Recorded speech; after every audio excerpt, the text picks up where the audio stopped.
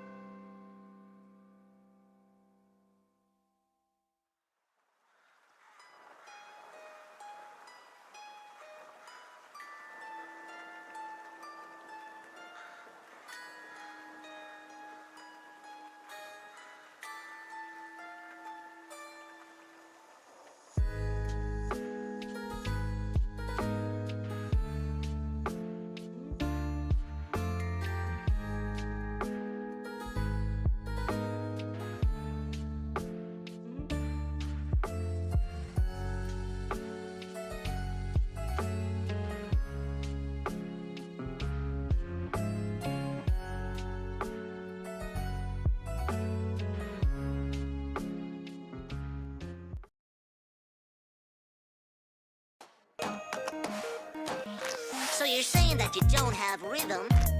But listen what you're doing right there. With that stamp and a book, you got a real nice hook. Sounds to me like you got rhythm to spare. I have no idea what you're talking about. I've got as much rhythm as that chair. What happened to me was a tragedy, but I don't have to be a millionaire. Look, I got a sweet deal going on here. I got all the books that I can read. All these sweet old ladies and this carpet from the 80s. What more could a librarian need? Besides, I ain't got rhythm. No, I ain't got rhythm. Said I ain't got rhythm. I ain't got rhythm. You're kidding me, right? You're kidding me. Don't you see what you were doing right then? That's a wicked groove you were starting to move. Mister, you got rhythm times 10. I think perhaps that you're not listening. I find it tedious to repeat. It's no big drum, I just can't keep time. I'm telling you, I lost the beat. I ain't got rhythm. No, I ain't got rhythm.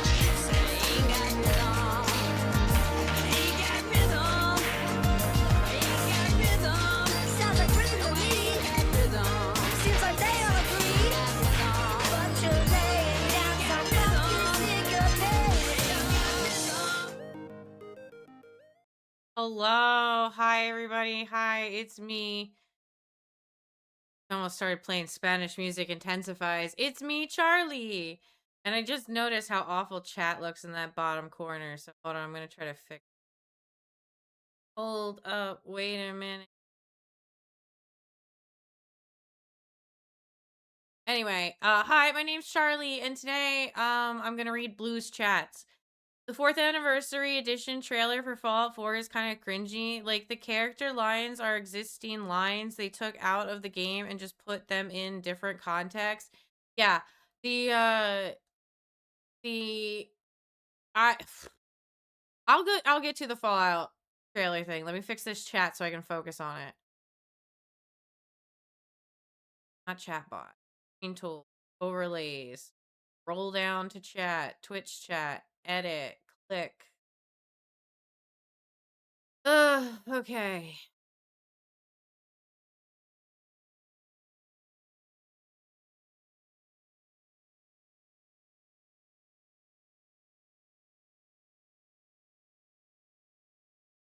Make the text really big. There we go. Save. Save. Click over here. All right, we'll see how that works.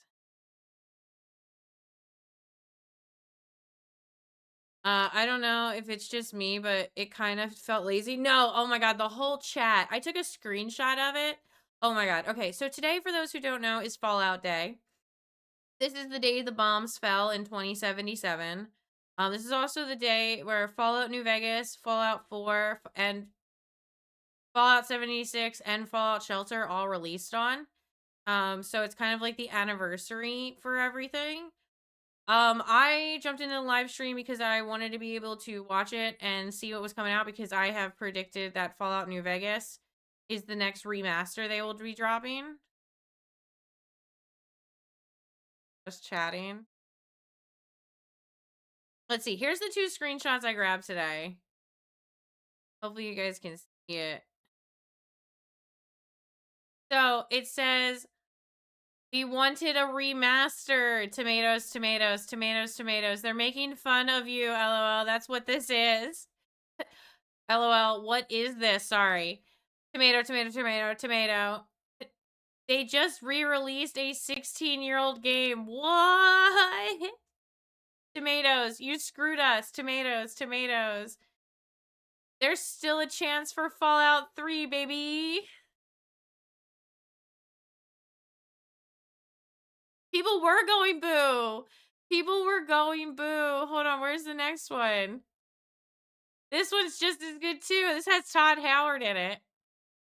Hopefully you guys can see. Okay, hold on. Daddy is here. Fallout 76 rocks. LOL, Todd didn't like the pig. Tomatoes, tomatoes. Oh, I forgot the tomatoes at the top. 16 times the detail. I love you, Todd. You are my god. Todd, please help us. 32-9, support when. It just works. The person who wrote 16 times the detail is a different person from It Just Works. I need you guys to know that. Give something new, or you want your camp to be nuked again? Oh my god. Tomatoes. They were not having it. I wonder if I could go back to... Hold on. Let's see if we can go back to the chat and do the chat replay. No. No. Mr. Worldwide. Pause. Stop. Stop. Abort. Abort. History. Free mouse control. There we go. Here, we'll watch the trailer together. We'll go through this ourselves since I didn't get a chance to react live with you guys.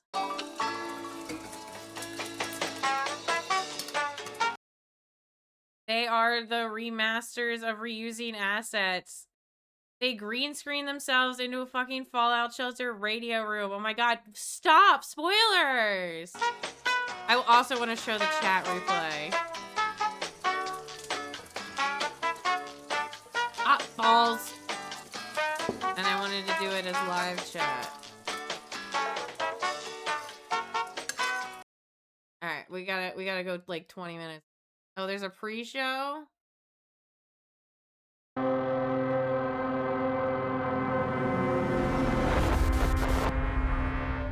All right, no, we're not gonna watch the pre-show.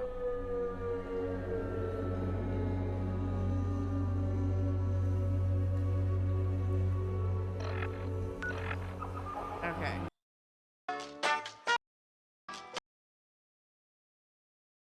One voice, all formed. 20, a year of us imagined what it would become.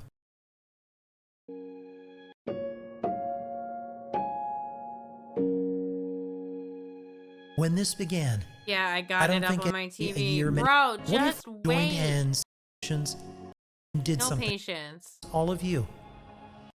Lives this I'm holiday. sorry, I don't care about this sentimental shit.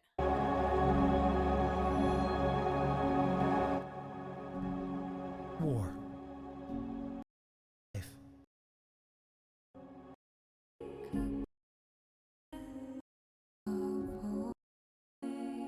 They've given me Watching Fallout Day Showcase 2025 makes you wish for nuclear winter. Oh my god.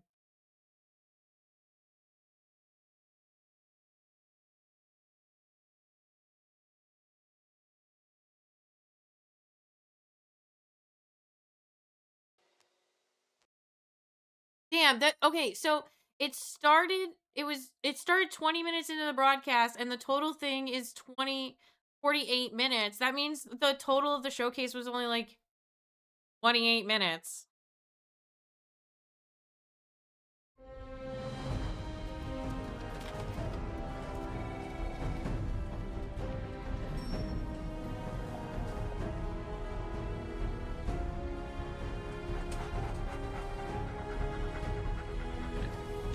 Okay, wait. So, let's see here.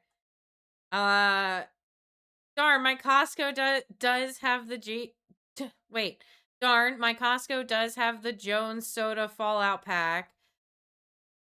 Dog meat, hurry. Todd Coward better drop Fallout 3 remastered. Skyrim Super Edition announcement coming. Fallout Tactics remastered. Dog meat, Fallout 5, 800A. Fallout 76 remastered. Fallout 3, increase the camp budget limit. Dog meat, dog, yo, 3, dog meat, 3. Fallout New Vegas remastered. Fallout 4, I'm keeping my expectations low. Fallout dog 4, doggo, dog meat, let's go, dog, Gary. I'm in Vault 112. Dog, everyone shut up, it's starting. Dog meat, get out of the way. Here we go, dog meat, sweet little lies.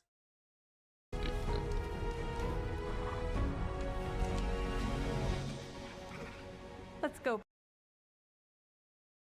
They are uploading the Bethesda Gear store as this plays. 15th anniversary edition New Vegas just went up. Not a remastered or anything. Just existing Ultimate Edition with some physical goodies. We are getting FO3 remastered, guys. Why is the video lagging? Pal. On October 23rd, when we heard that sound, we went underground and found a vault life waiting for us come what may. Leave your trouble on the surface. My aunt introduced me to Fallout in 1998. I was in 8th grade. I watched her play Fallout 1 on her computer and watched her play Fallout 2 launch. She got me into the games and it was my first RPG to play. Great. Cool story. It's Fallout Day.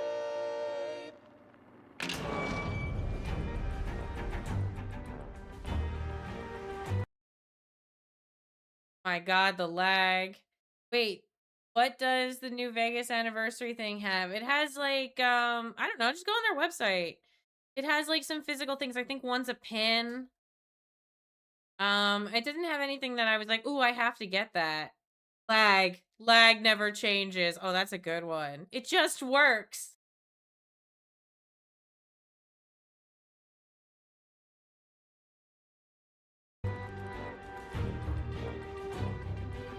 IRL Bethesda glitches. Did it start?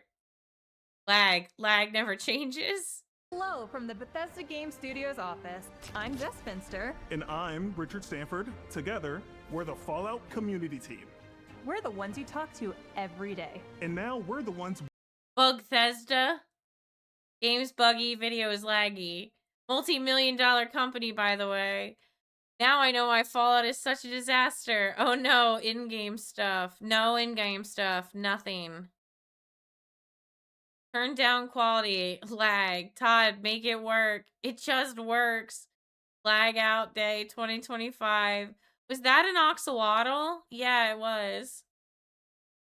Who is this? Are they... Why wouldn't they do this on October 27th? Isn't it the day the bombs fell on the 23rd?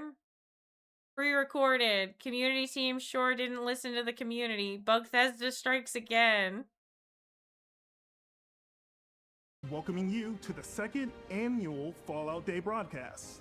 This is our chance to celebrate the Fallout community with What a company. Oh yeah, it's only gonna get better. the Fallout community. It's a fun-filled showcase where we dive into all things happening in the world of Fallout. I'm so glad you guys can see the chat, because I can't wait till it starts to turn even more. Like, it's going to turn. Last year's show was so great, so I'm super stoked to be here with all of you. I'm a little hazy on the details of last year's show. Happy Fallout Day. Hey, Bill. Oh, hey, Dave.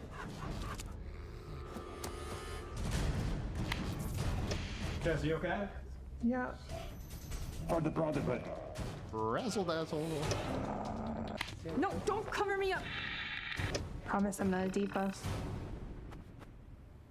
We've got a packed show ahead of us with details about big anniversaries, some awesome community events, major updates for Fallout Shelter and Fallout 76, and even a surprise message from some special friends. And be sure to stay tuned after the broadcast, when we'll be joined here in the office by our friends from Fallout for Hope for an amazing live stream post-show. Proceeds from the live stream will benefit St. Jude Children's Research Hospital. Fallout for Hope is I just saw something that gave me a headache. Was it a light? so close to reaching their 2025 goal of $1 million in donations, and we're going to do our best to help them get there. If we reach that incredible milestone today, we'll be giving away the player title Hopeful in Fallout 76 to celebrate. We want to thank Ken and the entire Fallout for Hope team, not only for that awesome pre-show, but for always being an example of why the Fallout community is the very best. Happy Fallout Day, and we'll see you a bit later in the broadcast.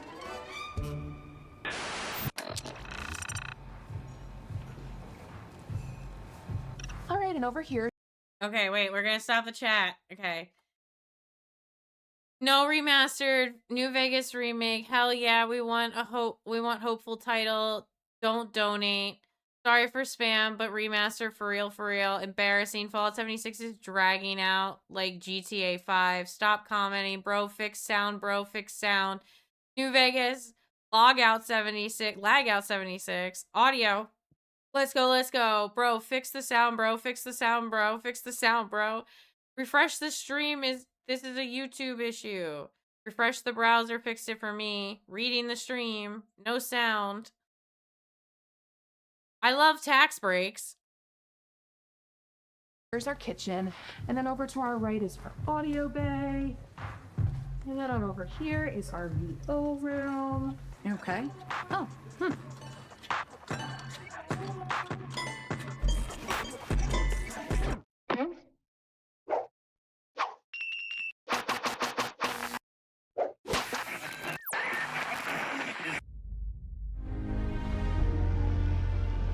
Buckle up. DEI hires, by the way. Millennial humor. Fallout Bakersfield console port. Like instant pain in my brain. I just saw... Oh, geez. That's awful. This is hilarious. Of course the Bethesda Fallout Day would come with bugs.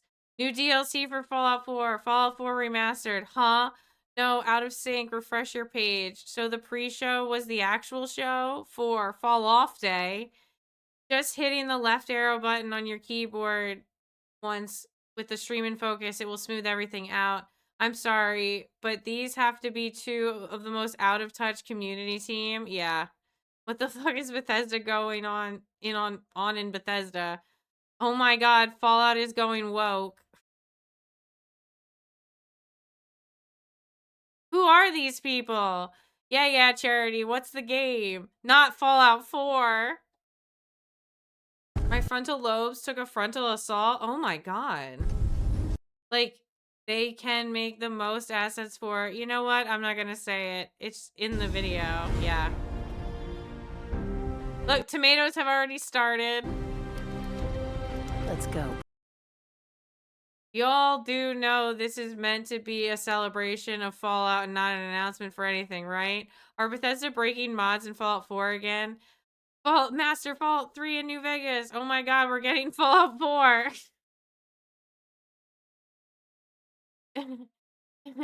Very informative indeed. She's kind of bad. Hog meat, LOL. Fallout 4. Fallout 4 for CS2, please. Not 4. Fallout 4. Boy. 10 years. It's been 10 years since Fallout 4 launched. We had spent months preparing the video assets that we were going to show at the Dolby Theater. And I remember going to the Dolby and walking in there and seeing it for the first time and just being amazed at how big it was. And then watching as fans stood in line, streamed in, wearing their costumes, just so excited. They had no idea what we were going to say, but you could tell, right, what they all hoped for.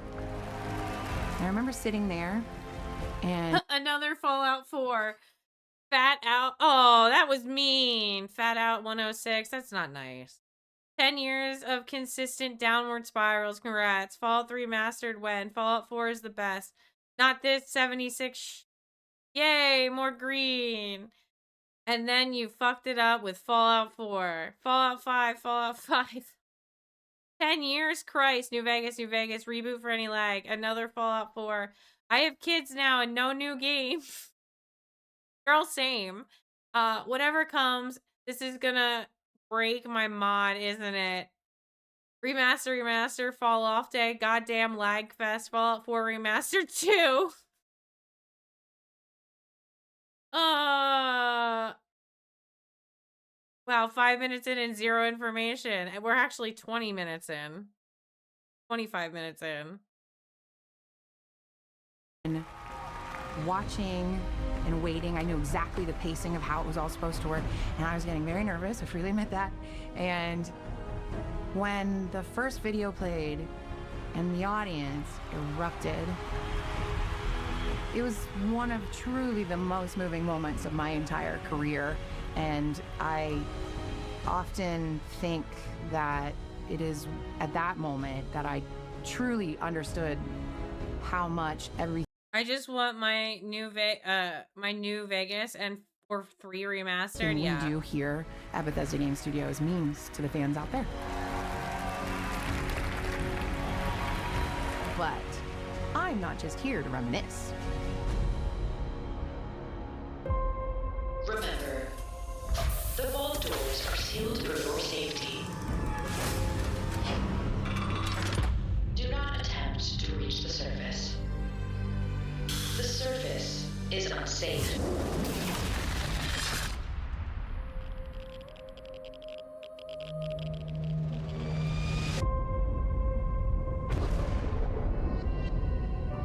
This wasn't the world I wanted, but it was the one I found myself in. We need someone who can bring the whole Commonwealth together in a common cause. And I think you've got it in you to be that leader. What do you say?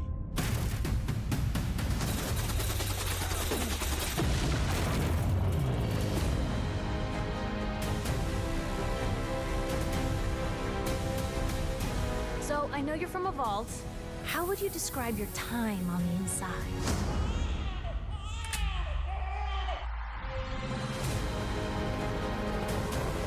I'm going to get my son back.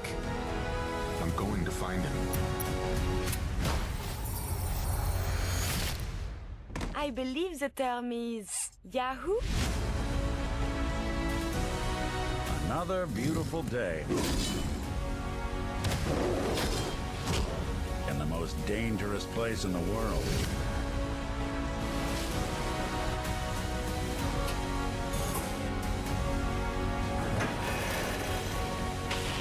It's so bad. It's so bad. I was gonna meme on B Movie. I've never watched B Movie.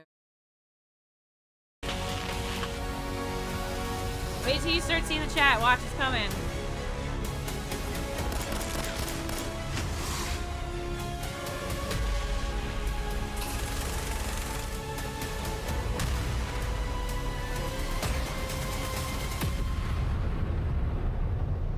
It's the end of the world. All over again. Let's go, pal. Okay, I'm gonna be square with you. That's a well-edited trailer. But, like, so you do not enjoy jazz? I do enjoy jazz. God, why? It's just, it's a nice, well put together trailer, but it makes me really angry that it's 10 years later and this is all you're telling us. Anniversary edition, remix fixes Bethesda being Bethesda, bruh, seriously. Anniversary edition, are we on ONG? Cool, another trailer for a game we got 10 years ago. Explosive Combat Shotgun. Anniversary edition. Please fix Fallout 4 on PS5. W. Nick Valentine. Agreed. Are we dead ass? Let Fallout 4 go. My brain, I'm ghoulifying. A special anniversary means a special edition. To celebrate Fallout 4's 10th birthday, we've created the... It hurts because I know the exact dialogue those lines are from, and it just hurts my head. Oh yeah, absolutely. Fallout 4 Anniversary Edition. This will contain the 6 official add-ons, including the Automatron, Bar Harbor, and Nuka World story add-ons. Oh, you mean you don't have to buy them separately, even though you promised that when you pre-ordered it, you would automatically get a season pass, and then that would turn out to be a lie? Yeah, I didn't fucking sleep on that either, Bethesda. That's right. When you bought Fallout 4, the special edition, you were supposed to get a season pass. You were supposed to get all that DLC immediately. Turns out that wasn't true. And I was like, why the fuck did I buy this if I wasn't going to get all the DLC at once? I might as well just wait for the year, like, the Game of the Year edition. Plus the workshop add-ons. In addition to the add-ons, the Fallout 4 Anniversary Edition also includes over 150 pieces of Creation Club content, including some previously unreleased items to supplement your adventures.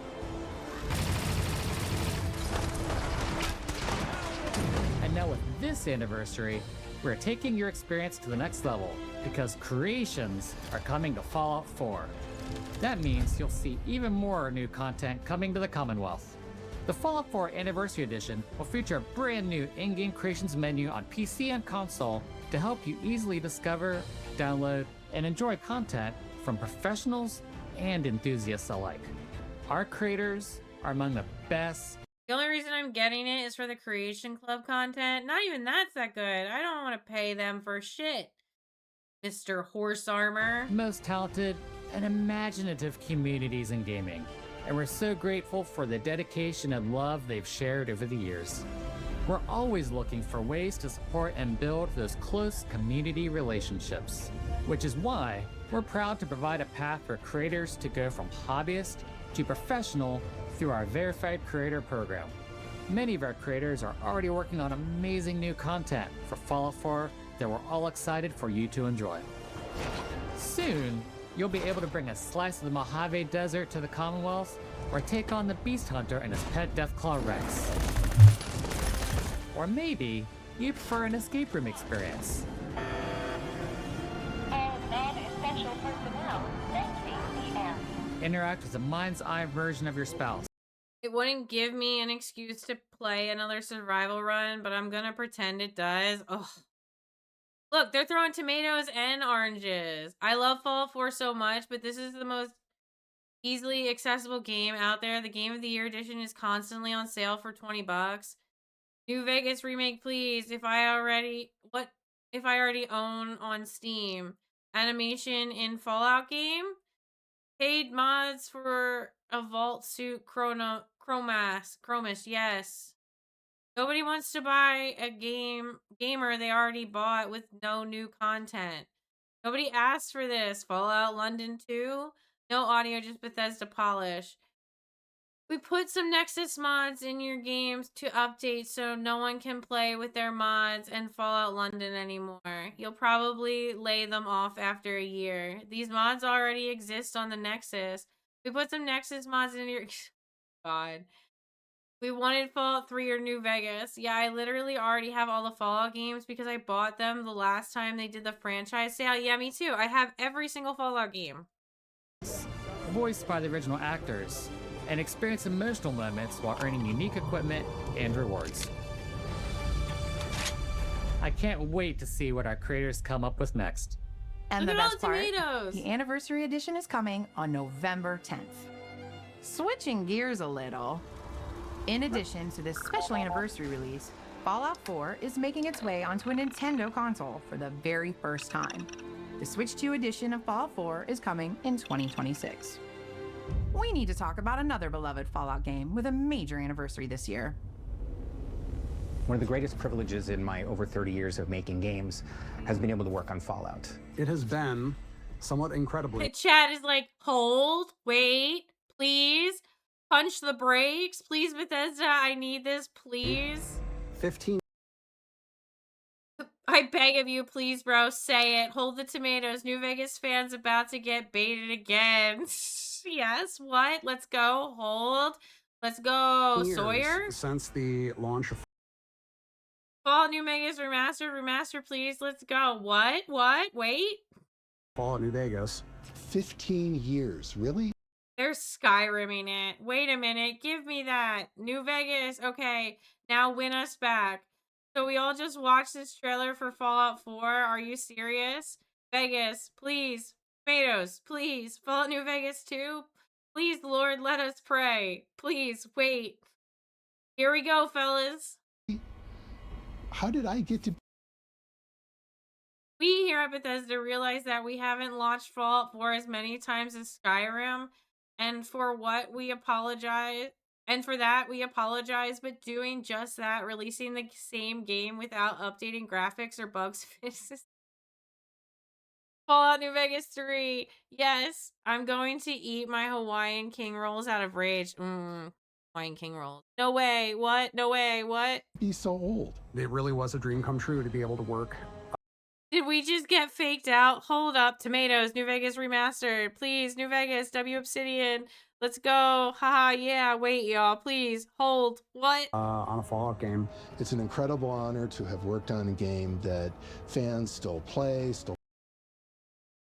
New Vegas remake, not remaster. New Vegas, give me. Do they get some sick pleasure out of releasing the same game on everything? Yes. And now I have to rewind the PN like live VOD. Do I have to rebuy? talk about and still cherish. Fallout New Vegas Anniversary Edition, please. Oh, look, it's actually good devs. Wait, dog, what? Why? Yes, please, anything New Vegas related. Have a happy Fallout Day. Ring a ding, baby, and happy Fallout Day. Happy Fallout Day. Go play Fallout New Vegas. No remaster, y'all. They just Josh Sawyer vlogging in his... They got Josh Sawyer vlogging in his backyard. What? There is nothing happy about this day. Ain't nothing happening. Bruh. Josh, hi. Huge W. That's all. Thanks. I do not want it on my inhaler, Todd. No.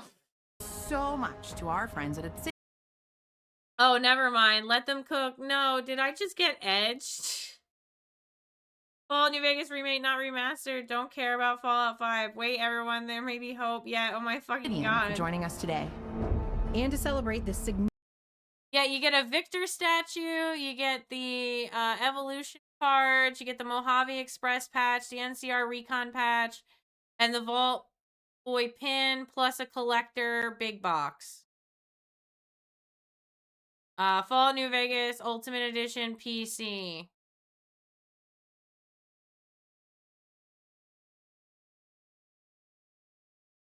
Significant milestone. We've created the Fallout New Vegas. That's it? What? Come on. Last chance to fix this. God. I'm unfortunately going to look at how much that is. Fallout 4 It's not that old. Blue moo. It's not happening. No, guys, don't. Is that it? Oh my god. Same game. What? LOL, same game. Let down. That's it. Tomatoes. Bruh. No. His 15th anniversary bundle. The limited edition bundle is Tomatoes. Please, I need New Vegas. Wow. You better do it. New Vegas doesn't need a remaster. It's perfect the way it is. I kind of agree with that. Fail. Another edition, but not a remaster. This better be New Vegas. available for pre-order today on the Bethesda Gear Store. We got Whether clowns. it's the Commonwealth or the Mojave, we look forward to joining you in the Wasteland again to celebrate. Fallout New Vegas remake does not remake. Oh, I keep getting that one. Yeah, but I'd love to see it in higher video quality. That's fair. Remember when you raised the price for Fallout 4 Season Pass to $60, promising content all through the next year, and then only gave out crappy Nuka World instead? 4 cut content, paid mods, and 2 expansions? Yeah. Celebrate these birthdays. This could have been an email.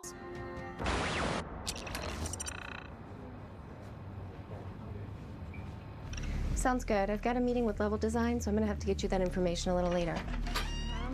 When I grow up, I'ma be a supermodel. Hold on, I gotta scroll up. I saw some good. The Pain! Is that it?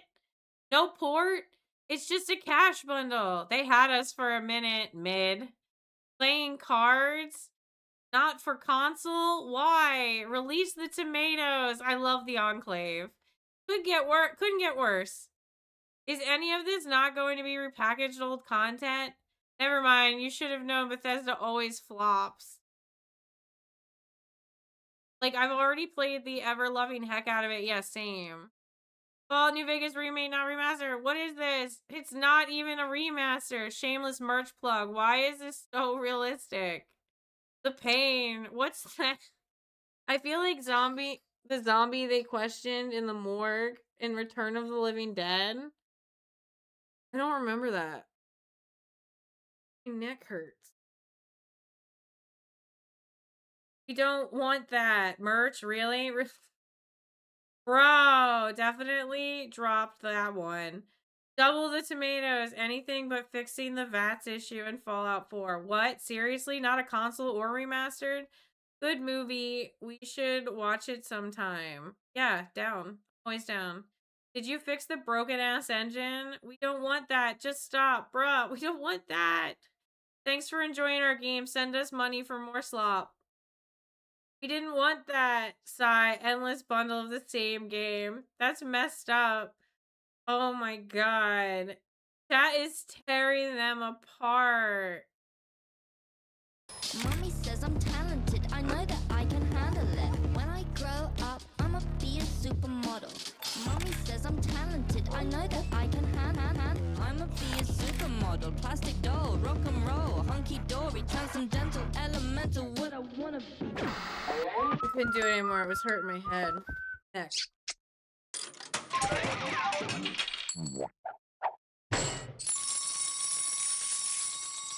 Pew, pew, pew, pew, pew, pew, pew, pew, pew, pew, pew. Where'd you come from? Where's Richard? Is the show over? No. I had a costume change. Good movie. We should. Oh wait, Fallout New Vegas better crash often when it eventually comes out, or I'll be disappointed. Not even close. Richard said something about seeing a man about an axolotl, so I'm here to talk about Axolotl. some big community events happening this year. Hi, I'm Danielle Bartholomew.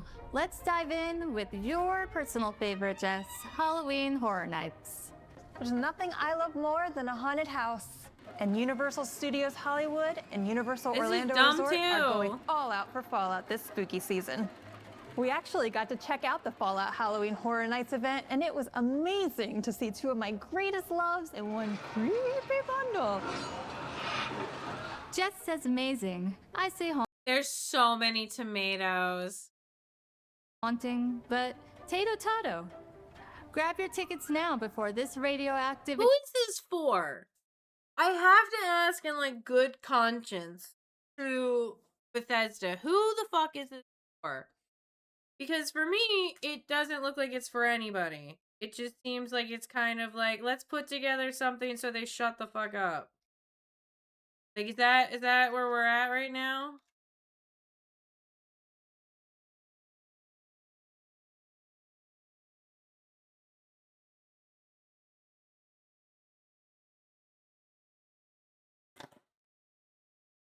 And then Nuka World, and the Haunted Mansion from Nuka World. Did you hear that somebody, they better have Dunwich Places, I swear to God, or Vault 22. Do you, oh,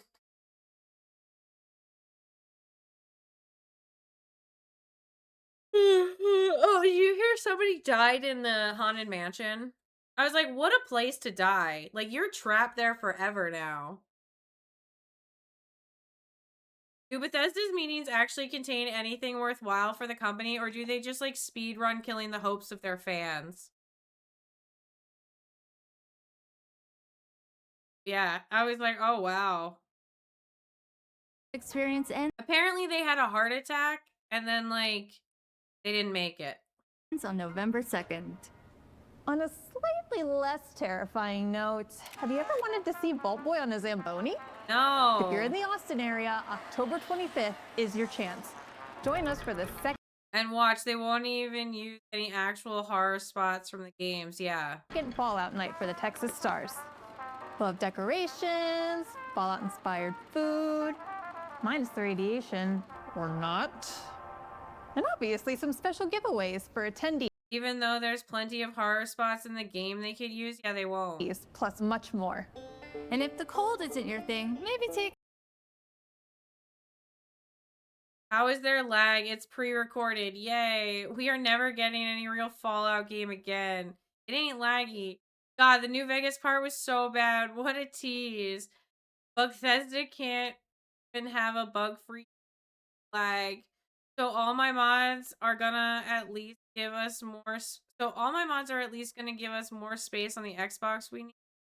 No. Are we getting Fallout 76 PS5 version? Are we watching? What are we watching? What's the point of this? I agree. What is the point of this? There's an entire DLC, Eldritch Horror and Fallout 3. Yeah, that's the one where you have to go to like Point Pleasant, right? Take a trip to good. It's like, it's a lot of old people that don't even actually know lore of any of their games. Yeah. Springs, Nevada for the 4th annual community-run Pioneer Saloon Festival celebrating all things Fallout. This festival runs from November 14th through November 16th, and this year it's bigger than ever. There will be a cooking competition, car show, a film festival, incredible. Okay, I would go to that. Like, I would go to that. Fan-made cosplay and props, and so much more. It's like being in the world. I would totally make a Gragnok the Barbarian costume just to go to that. The Fallout, but, you know, without all of the life-threatening danger. And just down the road from the Pioneer Saloon, we're partnering with the Atomic Museum in Las Vegas. The influence of the atomic age on pop culture still resonates today.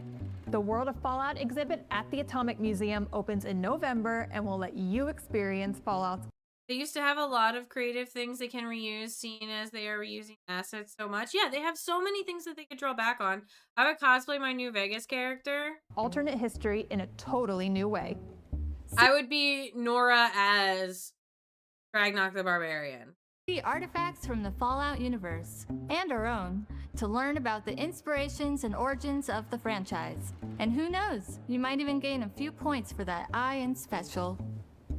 Check out our social channels for more on all of the Fallout events. Am I done? Can I go pet dog meat now?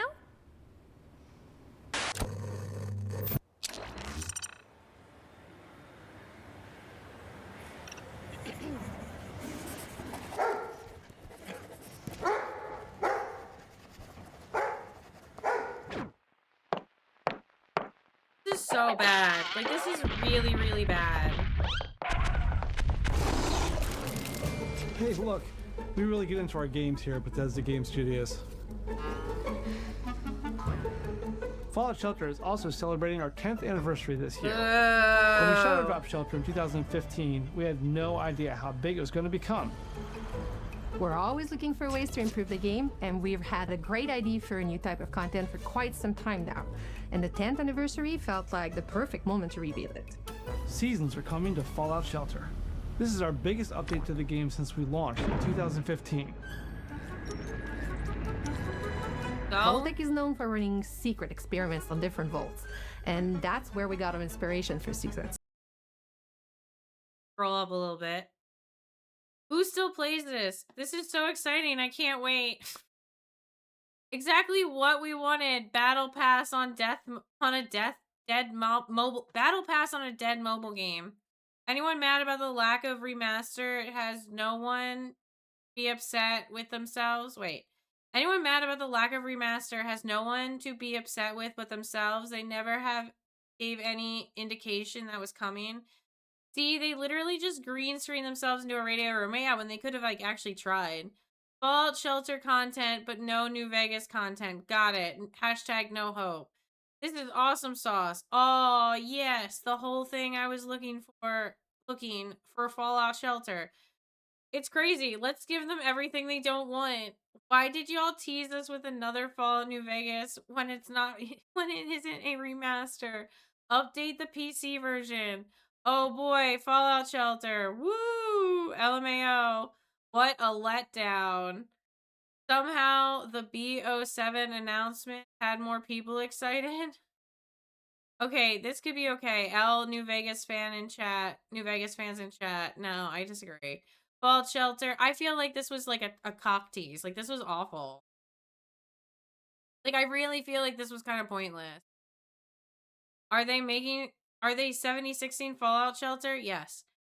Make something, don't just remaster. Scam Shelter. Move on, no one cares about Shelter. Audio is so bad. Season slop. Can you guys just port to the Switch too? Shelter is a waste of time for players and those who work on it. LOL. So, Fallout 4 Special Edition? Bethesda, why do you hate money? You're just like Nintendo. Each season will be like a different Vault-Tec experiment. Each season will bring a unique... I remember cheating to get crates in Shelter. I played it for like a little bit and I just got tired of it. I hate when a game feels like a chore. And if I have to sit there and like wait X amount of hours or something will go bad, I can't do it. And new challenges to Fallout Shelter.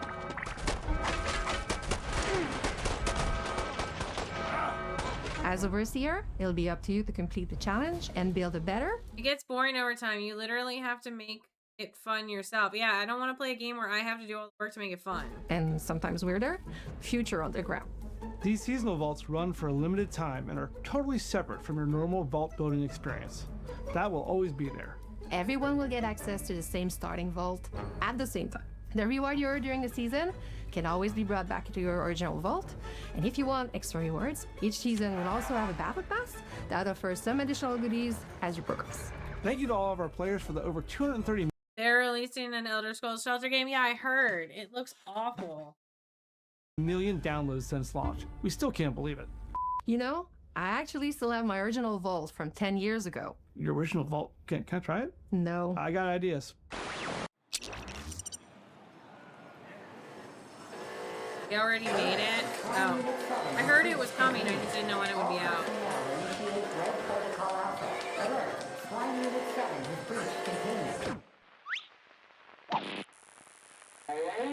I played it once and stopped after that. Yeah.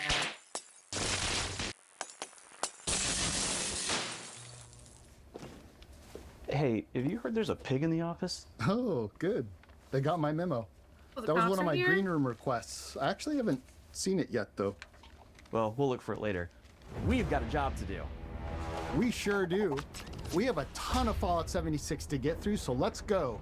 Lightning Ray. This was the only part I liked, and even still I was like, okay. Down. Kill that. We've got this. It's been a great year for Fallout 76. Last December, we introduced the Gleaming Depths, which added high-level raids and 4-star legendary items. We've also brought some furry friends to our camps and have some very interesting thoughts about what we... Fishing is boring. You take that back. You have to use Reddit to work there. Remember the parachute bags? Good evening, Charlie. How are you doing, my friend? I'm doing good. How are you, Moo Lambo? How are you, Moo? We can add next. Part of this gave me a headache. Yeah, I mean, I'm just looking forward to more fish and maybe going to Ohio. That's probably as far as I'll go. I still have to get to all the other DLC, like Atlantic City. Like I still gotta go there. I'm fine as well. Thanks for asking. Yeah, no problem. We don't want to fish. We want Fallout 5. I like the fishing. Furry friends, not that fun. More microtransaction, please. Wow, fishing simulator. Are you ready for crazy fish? More hogs. Cross progression now. Fishing is great. Total ghoul death. How can you be a black ghoul with no skin? I don't know. The millennial humor is getting a bit tired though, not gonna lie. I haven't even noticed there's been humor in this. I would never be a ghoul. I feel bad for the ghoul. Do you have to use Oh, I already read that. I see what I like about Fallout 76 is that it's basically Animal Crossing with guns. Players who were tired of having smooth skin got to live out their dreams in March's Ghoul Within update. Some of us are still... I'm loving the chat. I'm sorry. Don't care. Where is Rick? Who's Rick?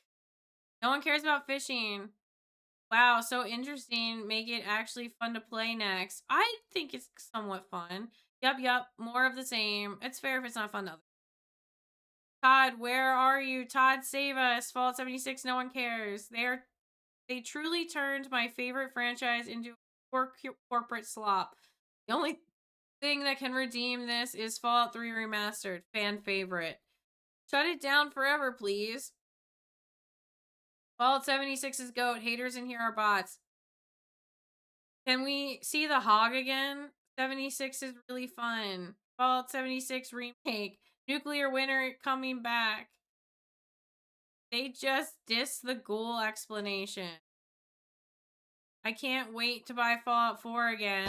New York City is nothing without pizza! Bro, it's not. Oh my god, pizza's great right now. If it were a good morning, I'd be fishing. Boo. All we wanted was Fallout 3 in New Vegas. Close the stream and reopen to fix audio issues. Cornball. For the love of God, can we just get a new Fallout game or Elder Scrolls game? Bethesda needs to shut down. Still apparently living out this dream. Or nightmare. In June, we launched the Gone Fishing update, which let players fish their way through the wasteland, catching a wide array of crazy fish, including the fan favorites, I thought that was chat. axolotls. Speaking of, have you seen that some people are eating axolotls? No, I can't. I was so upset when I accidentally turned my September axolotls into fishing bait. I was devastated. All I want is an aquarium to put these guys in, and I can't. And unless I haven't been able to find the recipe yet. It's so frustrating. I was so upset. I don't agree with hurting axolotls. They're already endangered enough. I've already eaten 11. No! Just because you can do something doesn't mean you should. We made some massive changes to camp building and the camp revamp. You can make an axolotl aquarium in Minecraft. I know, I saw. Oh, we went to a Halloween party today at the library for the kids. They were giving out free books, and one of the books was like the green cover of Minecraft, the ultimate like crafting guide or something to that effect. And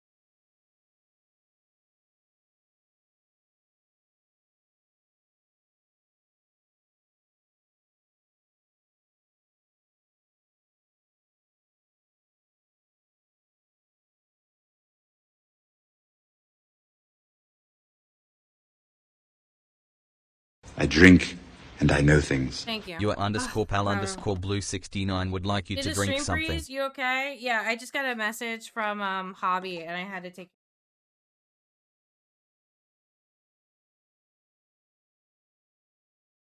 I charged this. I charged this all day today. That sucks. I charged it all day today. All right, I'm gonna be square. I'm gonna be square about something. All right, a while ago, I have a person who made my emotes. Okay, and the person who made my emotes the first time I went to back for the second time. And when I went back for the second time, I was only looking for a quote. The first time, they told me I could pay whenever I had the money and I could just use them and then pay for them whenever I had the money. The second time, they said the same exact thing. And now they continue to ask me for the money, which I don't have. I didn't ask to use emotes right away. They told me I could. I said I wasn't really comfortable with that because I don't like using things I haven't paid for. They said it was fine. And so like now I'm getting frustrated because like why did I use them? Like, why did you let me use them if you needed, like, if you wanted the money? I told you I didn't have the money. I told you I didn't know when I would have the money. I've told you the United States is falling apart. I've told you that I only get like $50 every 3 months and I have 2 kids to take care of. Like, I wouldn't have used the emotes. You can have them back. I haven't paid for them.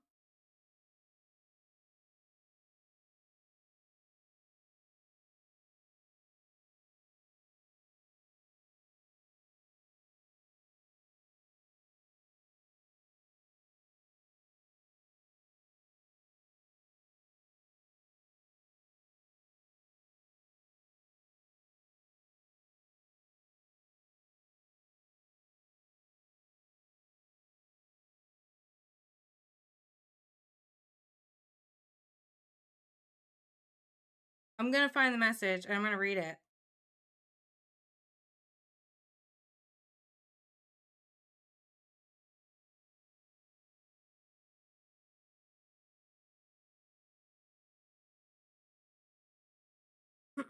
Okay, so on November 2nd, 2024 at 9 a.m. Good morning, Miss Charlie. How are you doing? First of all, I would like to apologize for the late delivery and had a little problem with the payment method for Adobe Photoshop, which got me unable to access the files for some days. But it's fixed now. Please tell me what you think of these emails and if there's anything weird or wrong. I'm all ears, my friend.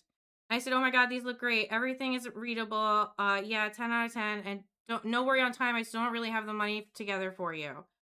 Awesome. Is there anything to change? And no problem. No problem. Pay me when you can, Miss Charlie.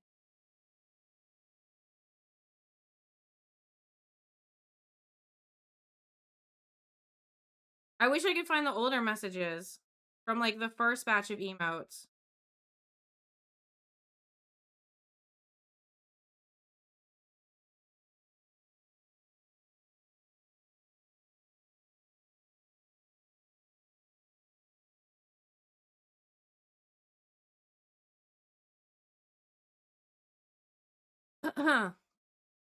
By the way, I'm really sorry for this inconvenience, but I updated the price to $20 US each last year. So if you get one for every 5 you buy, so you're ordering 13 but paying for 11, is that okay, my friend? I said, yeah, that's totally fine. I understand. Thank you for letting me know. And is it okay if we do it like last time where I pay you once I have the money? Or I'm sorry, my Twitch payment. They said, oh yeah, it's all the same. No need to pay in advance. We polish together and nothing is final. Anything you just like, I fix. So when I hear that, I don't understand why I'm being contacted for money when 1, I don't have it, 2, I have kids to take care of, 3, if I had it, I would put it aside, and 4, you told me I didn't have to pay until like I had the money together. I don't have it. A large portion of followers I got on social media when I started streaming was lots of artists.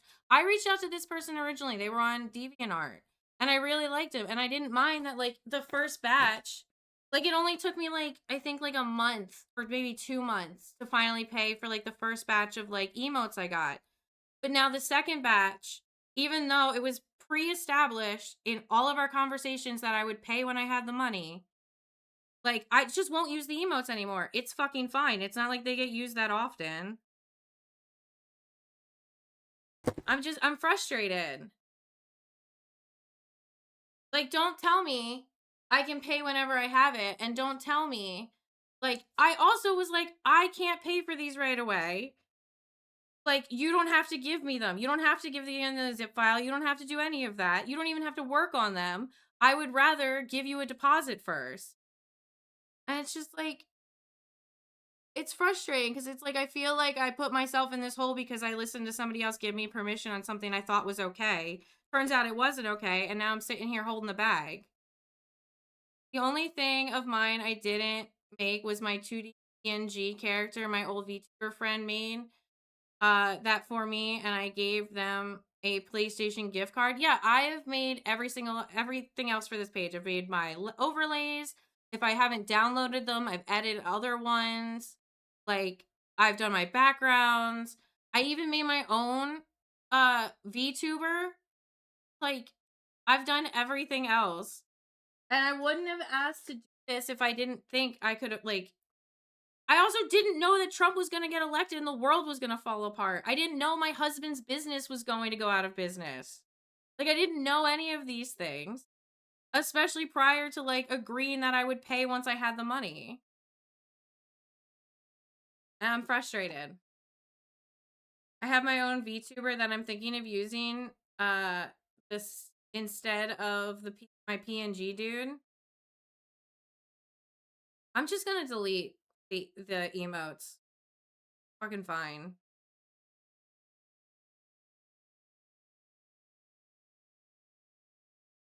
Oh, wait, I got the money to buy the drawing app on my iPad. Oh, what drawing app? Is it MS Paint? Update that just launched for all players on September 2nd. The focus of this update was to simplify the building process to make it friendlier and easier for all players.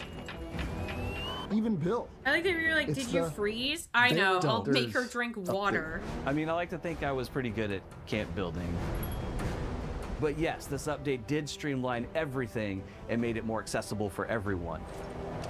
We relaxed some of the build restrictions to make it a lot more flexible, overhauled the menu system to support the enormous amount of furnishings and decor, and we added new tools and features to give you even more customization options. It's some app on, Speaking of, it's some app on the Apple Store. I'm gonna use it to draw myself a new PNG character. Oh, cool. Like, kind of like Photoshop? Flexibility. In the past few updates, we've also made some pretty pivotal changes to combat and perks, all with the goal of rebalancing and giving players more options with their loadouts. So now, no matter what weapon you want to play with, you can feel a real difference. It's a much tighter and more responsive system. Our hope was to make every weapon a viable option. The old ones that I did pay for later. Like the weapons, we want all our perks to be more usable and versatile for all types of players. We've recategorized many of our perks and even lowered the cost of some of them so you have the freedom to try out more things in your builds. It's a lot of changes that have come together to create a fresher, more adaptable experience. Now let's look a bit further down them country roads to a brand new location that's a little...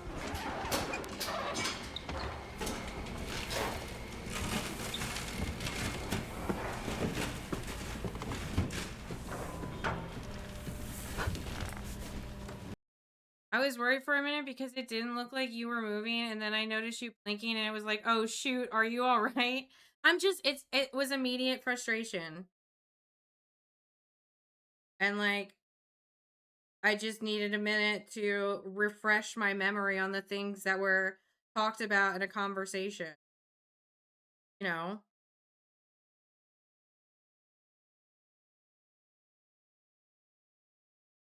Like, if I'm gonna find receipts, I'm gonna find the receipt.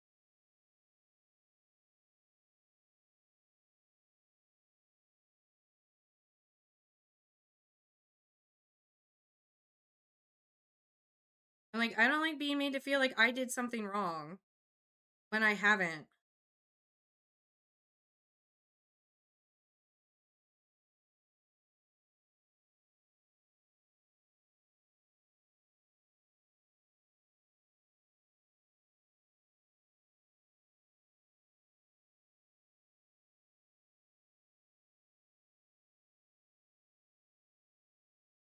It has not been 2 years. It has not been 2 years. It was November of 2024. It's been 1 year.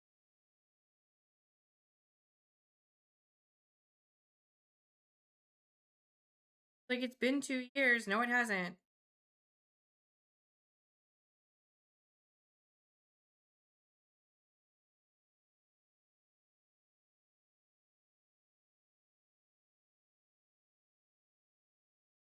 And, like, I understand that it would be, like, really helpful for them, but, like, I don't have the money, and what little money I do get, I have to feed my kids. I have to, like, get them, like, I have to give my husband money for bills. I don't even want to know what our last electric bill was. It was probably close to, like, $400. Don't even get me started on gas, which that's coming up. And, like, I'm sorry, but I have to keep a roof over my head. I wouldn't have asked for these emotes if this shit was gonna happen.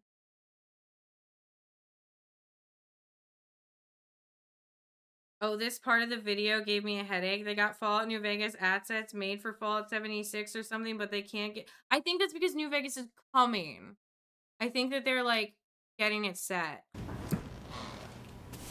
don't even have my headphones. Sandier. Our new map expansion. I think that's what I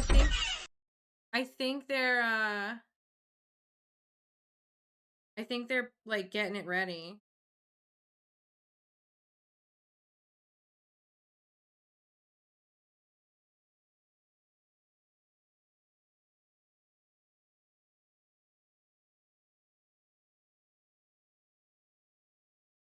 Bro, I need a...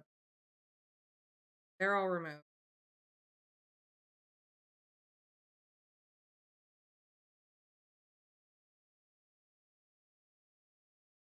Burning Springs is coming this December and will add a massive new location to the game. You're probably wondering where this new map expansion even is. Ohio. Well, the brutal, hellish desert of Burning Springs is in Ohio. All right. That's right. Ohio is a desert wasteland now. To get to Burning Springs, you'll need to cross the recently repaired Mothman Bridge in Point Pleasant. Once there, you'll learn about the Rust King, who's built an empire in the desolate wastes of Ohio. The Rust King is an intelligent super mutant with the heart of a raider. He's got some work for you. Why do you waste your time on weaklings? You could do so much more with that strength. Team up with him to help bring Burning Springs fully under his control. Rust King. While you explore the region, you'll face off against new enemies like... LOL now. It's the same Deathclaw, but reskinned. That's all it is. It's just a different color Deathclaw. This desert variety of the Deathclaw. Add more fish to your collection, including a new local legend. Join up with friends in 2 new public events.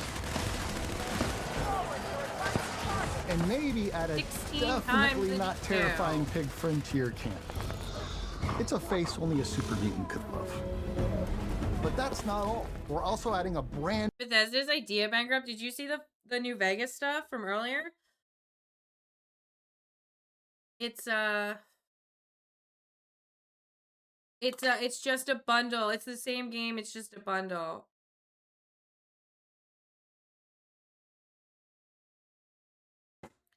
It's like a statue of Victor. It's 2 patches. It's a pin.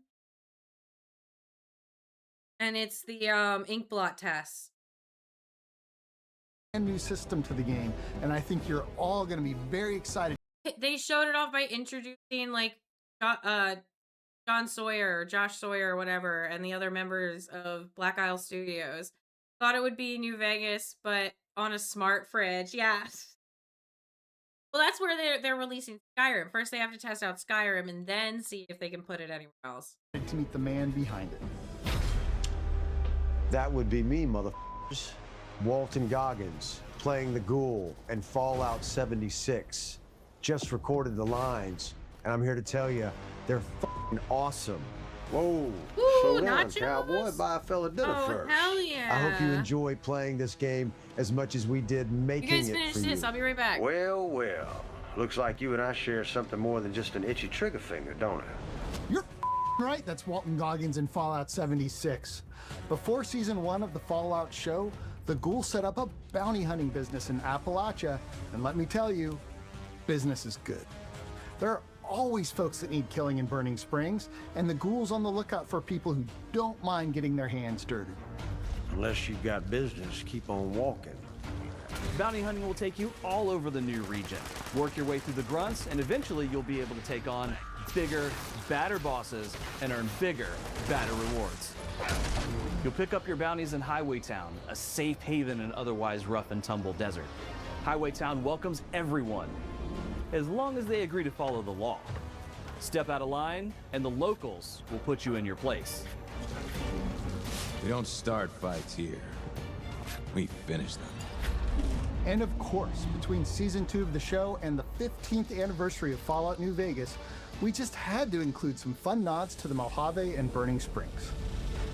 Burning Springs will wrap up 2025 for us, but we really wanted to give you a quick look at what's coming in 2026 before we go.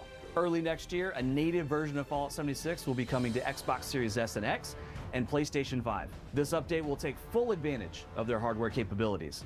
We've got a ton more coming next year, but you'll have to stay tuned to find out more soon. I'm gonna go see what happened to that pig.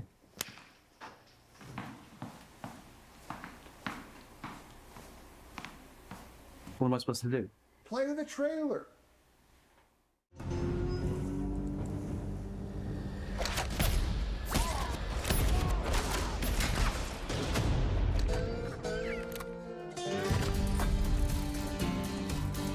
Ohio. She used to be as green as you are now. It didn't last, so. Everything corrodes out here. Iron, steel, even people. The only question is, how long can you last before you start to get rusty? I happen to run a little service for the folks of this charming locale.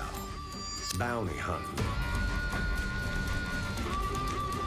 Every name I hand out, somebody that has it coming. Good hunt. Welcome back, killer. Grab a bounty if you feel like rolling the dice. Knew you'd get the taste for it. Any hunter that wants to can get in on the action.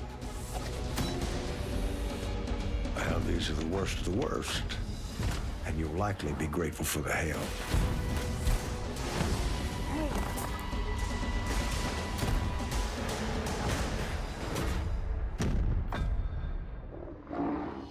Those raiders are trying to take Deathclaw. Fools are gonna get themselves killed.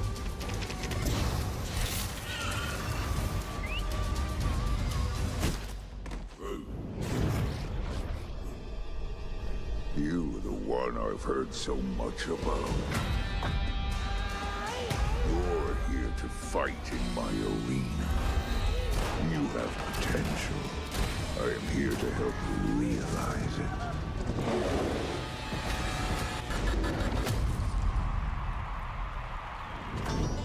Pleasure doing business with you.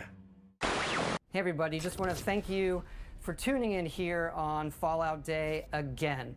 Your energy for the franchise has just been incredible, and I really want to let you all know how much that fuels everybody here, the hundreds of people that work on Fallout, the people behind the scenes that put on an event like this and bring in live animals into the studio.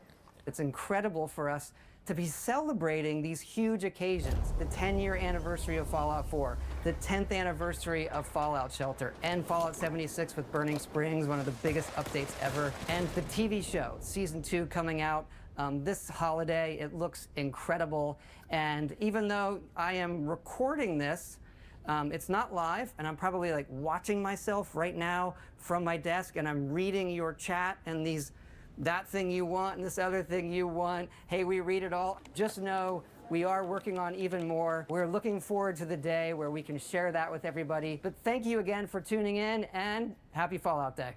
Happy Fallout Day! Happy Fallout Day! Hey guys, I'm John Carpenter. I am the #1 Fallout 76 fan, and I'd like to wish you other Fallout fans happy Fallout Day. Man, let's celebrate. Let's play. From Mo Cronin? From Fox? From the Silver Shroud? From all of us, and me, Wes Johnson. Happy Fallout Day. Now, can you take a licking and keep on ticking? I'd like to wish you a happy Fallout Day. Happy Fallout Day. Happy Fallout Day. Happy Fallout Day, y'all. Happy Fallout Day. Happy Fallout Day. Happy Fallout Day. Happy birthday, Fallout. No, it's not Fallout's birthday. It's Fallout Day. Oh, wait, but okay, no, but I don't I don't really understand. I don't know why you had to correct me about thank you. I mean, what are we really? Happy Fallout Day. We'll see you in Vegas.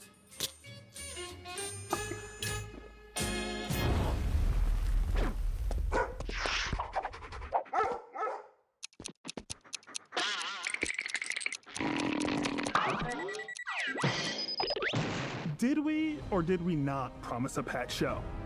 And because we covered so much ground today, we went ahead and made you a handy-dandy little timeline of all of the events, launches, updates, celebrations, etc., etc. All that to say, it's a good year to be a Fallout player. We've also got some huge discounts on Fallout titles running right now to celebrate Fallout Day. And keep an eye out in December for even more when Fallout Season 2 airs. And if you love merch as much as I do, don't miss out on explosive deals and massive drops on a ton of new Fallout gear, including a limited edition Fallout Day shirt available today. We may be done. I'm back. but I had the to get a show's not whole over. new water cup. Stay tuned for the post show with our amazing friends at Fallout for Hope. Let's help them hit their goals. Thanks for joining us for another Fallout Day broadcast. We'll see you next year. Well, I'll actually see you in a few. Hold on. I'm reading. LOL, remember when the super ultimate collector of Fallout 76 had canvas bags and it was total bait and switch? Bro, I tell this story all the time. I have never been more thankful that I got out of the Fallout 76 pre-release for that. Oh my god. When the beta dropped, right? You were supposed to get like a beta key for each person. I got it. Hobby got it. Because I got each of us a special edition. Well, I managed to get in with 4 hours left in the beta. Hobby was never able to get in due to the load times and the queue and the server. And then, so I hated it. When I was in it, I got hit by people who camped. People were like hanging out in the load spot, like the spawning places. People were hanging out in the towns just killing people. Everybody was losing their minds. The lag was terrible. I got out and I was like, I want a refund. I had ordered this one and this one. This is the credit card it's attached to. Get them out of here. I don't want them. I got that refund. Like a month later went by and everybody else who didn't cancel, but like during the release, and then all of a sudden nobody could get their refund. I was like, damn, I got so lucky. I did not have to suffer in the duffel kerfuffle. But anyway, now that that trash is over, I was gonna say I have nachos. Gonna eat some nachos while we watch Love is Blind. Does that sound good? I think that sounds good. Where did we last leave off? Our intrepid adventures. This is Love is Blind Season 1. I got apple crumble pie. Oh my. You have the best food, Blue. Okay. Okay, cool. We have 6, 7, 8, 9. Okay, cool. All right. Love is Blind Season 1, Episode 6. This episode on Love is Blind. Mark is very emotionally available. To me, it's a bit of a red flag.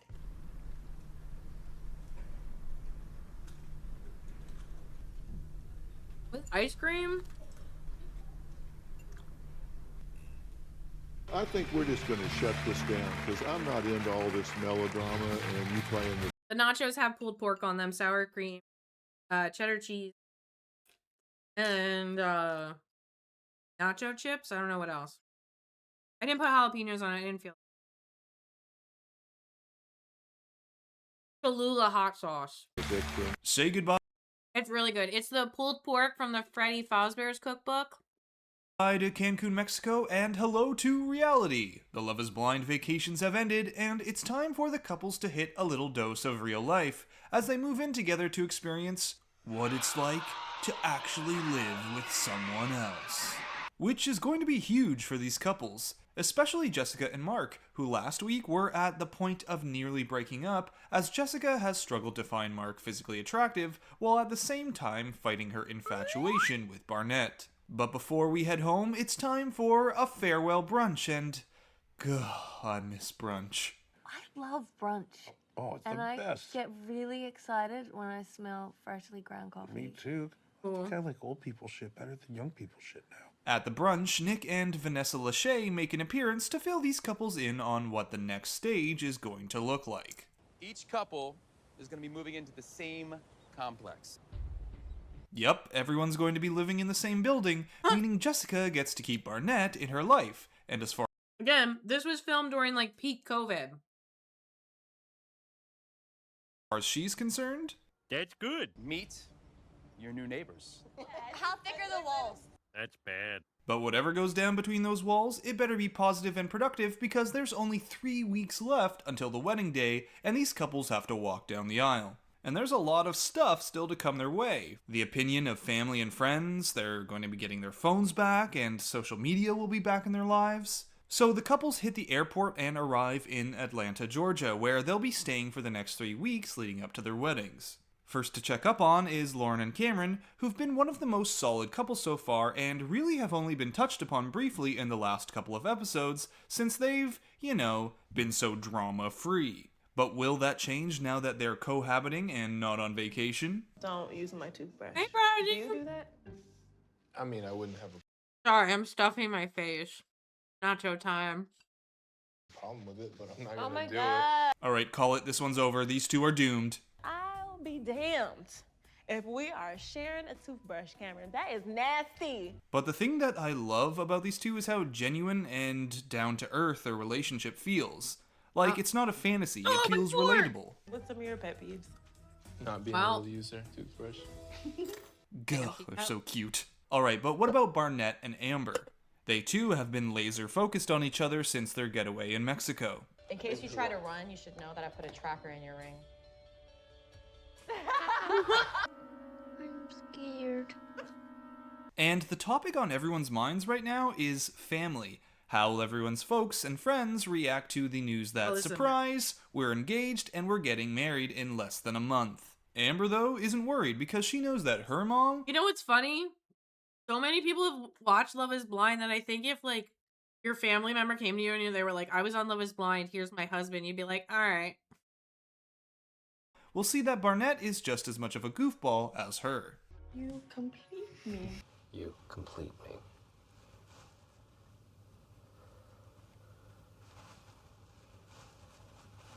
Oh god. Meanwhile, Damien is busy unpacking Giannina's parade of suitcases, and Kenny's spending some quality time alone, cause Kelly had to leave for work for 2 days. Wow, FaceTiming each other alone in their apartments? What is this, 2020? But the couple I'm really worried about is Jessica and Mark.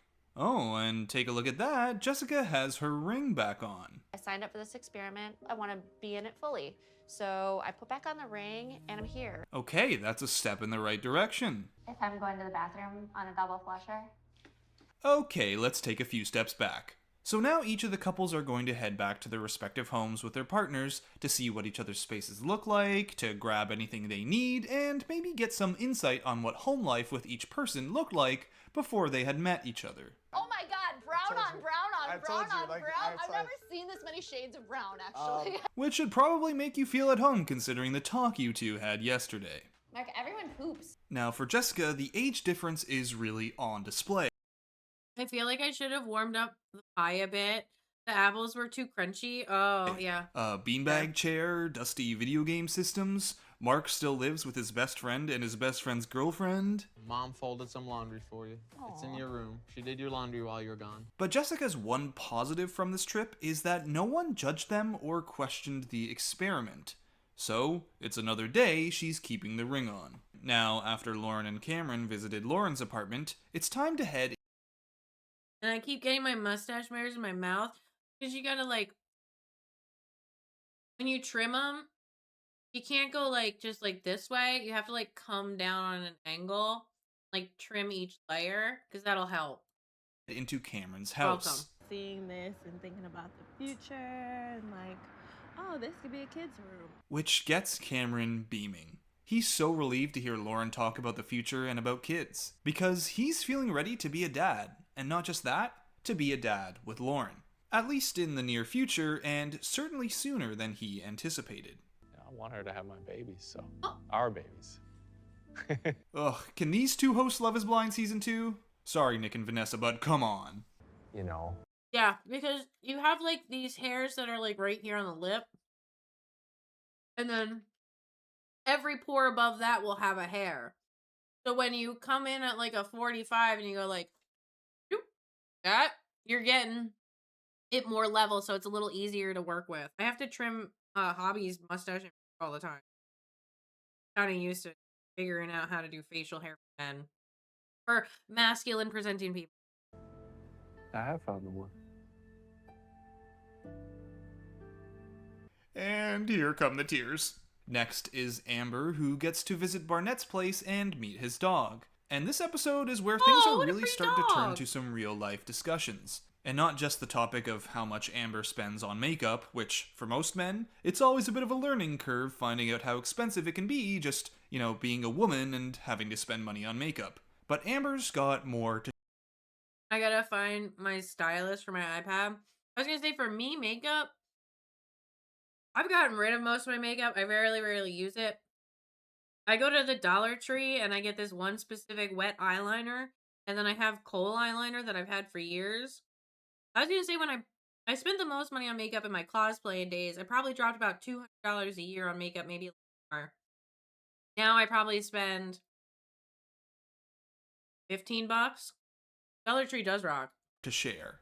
Then there's my I always get cool stuff when I'm there. student debt from where I never graduated college. And this is actually one thing I really admired about Love is Blind versus, say, The Bachelor. These kind of real-life conversations rarely make it to the final edit of the show. But here, well, it's all over Love is Blind.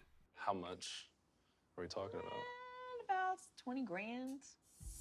Which is actually completely normal and common, and it isn't a problem if you've been budgeting and continuously making payments. I have not been paying on, honestly. You haven't been paying on? Not, no. Now Got Pop-Tart socks, Mona Lisa socks, NASA socks, Seinfeld socks, Oscar Mayer socks, and many, many more. Here's a big test for Amber and Barnett.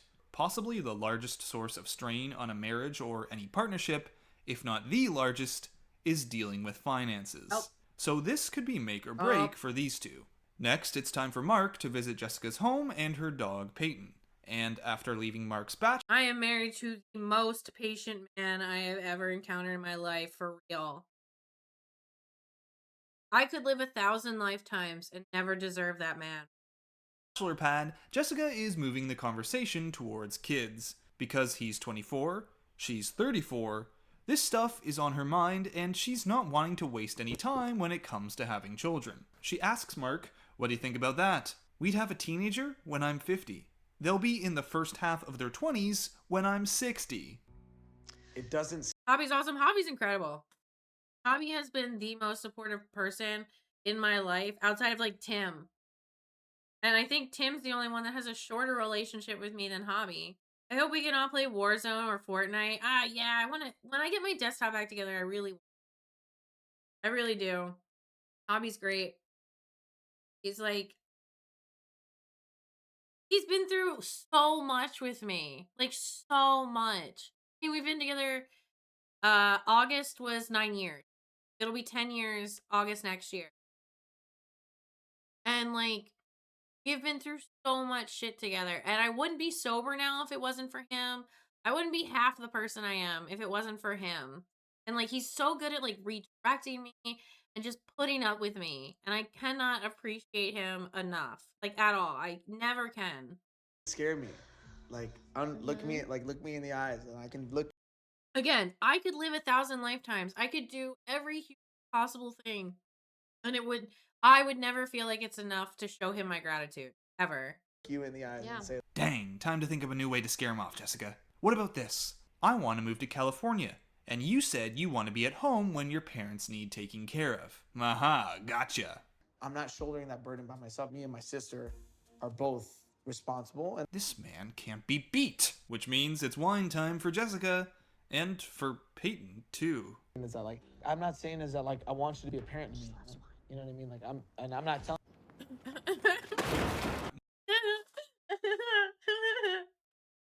Now, after Mark expresses how much he admires his mom, Jessica finally finds her argument that she doesn't want to be a replacement for Mark's mom. Throw in she also wants a prenup, and there you have it, these two are back on the brink. Alright, but before we finish up this episode, there's one more thing to get to. It's Barnett's birthday, and the gang is throwing him a party. Yes, they're all here, and they're ready to let loose and catch up on how things have been going since Mexico. Me with my cat when I get turkey and cracker lunch. I fed my dog some of the butternut squash yesterday, or maybe 2 days ago, when I was making beef stew, and they loved it. And then they followed me around the house for like the rest of the night. I give her a little piece of turkey. That's so cute. And while Mark has been gushing to Amber about how lucky he is with Jessica, Jessica is telling Lauren that Mark is, well, he's too emotionally open with her. Wow, that's horrible. So do you have feelings for someone else? No. I don't believe you. Oh, and like me and her end up sharing the turkey. See, I would give her the turkey and then I would eat the cheese. I'm more of a cheese. And at this party, the drinks have been I'm white. I love cheese. flowing. And you know what that means. Jessica's been chatting up Barnett. What's your apartment? We're 2 floors up, but I can look down and like spit on you. I keep being naked in front of the window, and I'm like... Of course, this is followed up by Jessica complaining about her and Mark. Me and Mark are so dissimilar that it's... Wait. Didn't you say last episode how much alike you two were? I've never dated someone who... Cheese is the nectar of the gods. I think you're wrong. So much like me. We literally are the same exact person. Yikes. So Jessica spends the next few minutes explaining to Barnett how she just wants to make sure he doesn't dive in with Amber just because he's attracted to her, and then find he's not intellectually compatible 2 weeks into their marriage. You know, because she cares. Barnett then laughs it off and says, "Boy, we sure are good friends. You know, good friends. Friendship." Before Jessica finally gets the hint and then heads off back to Mark like this. Love you the most. And ooh, okay, let's move away to Damien and Giannina. Immediately she goes from I hate you to I need to overcompensate. They've engaged in an awkward conversation about the difficulties of this process with Lauren and Cameron, and Giannina is feeling upset about how much Damien is pushing this conversation. And it wouldn't be Giannina and Damien without a comment about something small turning into an absolute blowout. I've been listening. Motherfucker. Listen for 2 seconds. I have listened The guy with the black sweater is my favorite character. Barnett or Damien? to you since the day. And even Jessica's like, y'all need to take it down a notch. She's eating a chicken wing. Look at her. To you She's got like a whole ass chicken wing. since the day. And even Jessica I know nothing about him, but that sweater is rocks. like, y'all need to take it down a notch. Black sweater and the white shirt collar. Oh my god. You always pick the worst characters to like. So while Damien storms off, we finish this episode with Jessica just being a gem. After she calls Giannina perfect and Mark says she's second only to you, Jessica, that somehow sets Jessica off and prompts her to say this. I think Barnett is fucking sexy and like hot. And Mark finally gets pissed. So we end episode 6 with Mark sleeping on the couch They have and good his fits. relationship with It's true. I have very few of the Love is Blind fits are bad. Like for real. Like I look at some of those outfits and I'm like, damn, I wish I. Jessica. Yeah, about as strong as it was at the start of the episode. So that's it for this recap of Love is Blind episode 6. Hope you enjoyed it. And before we send off, I wanted to give a quick shout out to Lindsay, who just worked 3 12-hour shifts in a row as a nurse. You are an inspiration. And to every frontline worker, essential worker, and person putting themselves at risk during this crazy time, thank you. We love you and appreciate you. What a nice guy. What a nice guy. This episode on Love is Blind. You know how you tell me this is the best sex of your life? Have you noticed that I don't return the compliment? Oh!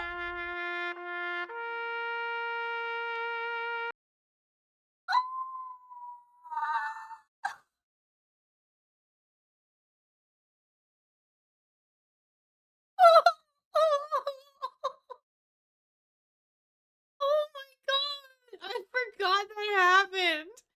Oh my god! Have you ever noticed? I don't return the compliment. Oh! Oh, okay. Hold on. I got a side tangent. Side tangent. So, I have a friend looking at my computer right now. We're waiting for, I'm waiting to get paid off for Twitch so I can buy the piece for my desktop so my desktop can work again because it's like $45 and I'm getting like $50 from Twitch in November. So, he messaged today and he was like, "Oh, by the way, you know that rattling sound we heard when you gave it to me? I finally figured out what it is." It was one of my mushroom tea lights. One of my mushroom tea lights somehow ended up in the... Now I can tell you, I took that computer apart and I did not put it in there. Okay, I have 3 of them. This is one of the 3. The other one is obviously there. I swear on everything in me that was not in there when I took that computer apart and started screwing things in. But what I'm guessing happened is I must have brought one of them inside. I must have been holding something in it. I must have brought one inside, and then the kids must have put it in there, and then I started closing it.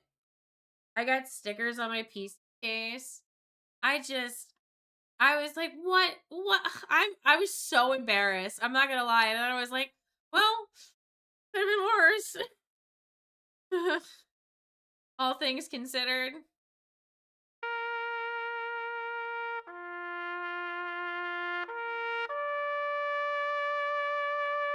We're back with another Let's Watch for episode 7 of Love is Blind. We left last week with Mark reeling as Jessica's finally crossed the line by emotionally cheating on Mark with all her fawning over Barnett. I think Barnett is f***ing sexy and like hot. And Mark? Well, Mark's had enough. It really has shown me that this society today is very superficial. You know, we're living in a society. We're supposed to act in a civilized way. So when Jessica wakes up, it's time for a talk. A line was crossed, and Mark needs an explanation. Fair. So, what's up, Jessica? What do you have? I'm covering the glass door of it. I miss my desktop. To say for yourself? And Jessica's like, That's, something I gotta do better at, is just knowing when to cut myself off. and Mark's response to that is, oh, cool, well, whatever. I'm still here because I see how she looks at me. Really, Mark? Are you blind, bro?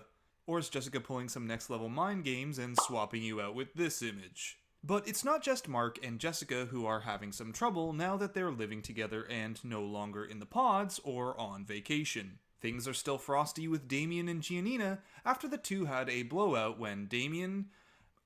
She looks orange. She's very caked up. I honestly don't know. He had an awkward conversation. Damn, her fit is so good too. Like, I love the way these sleeves are cut, and like, I just love this on her.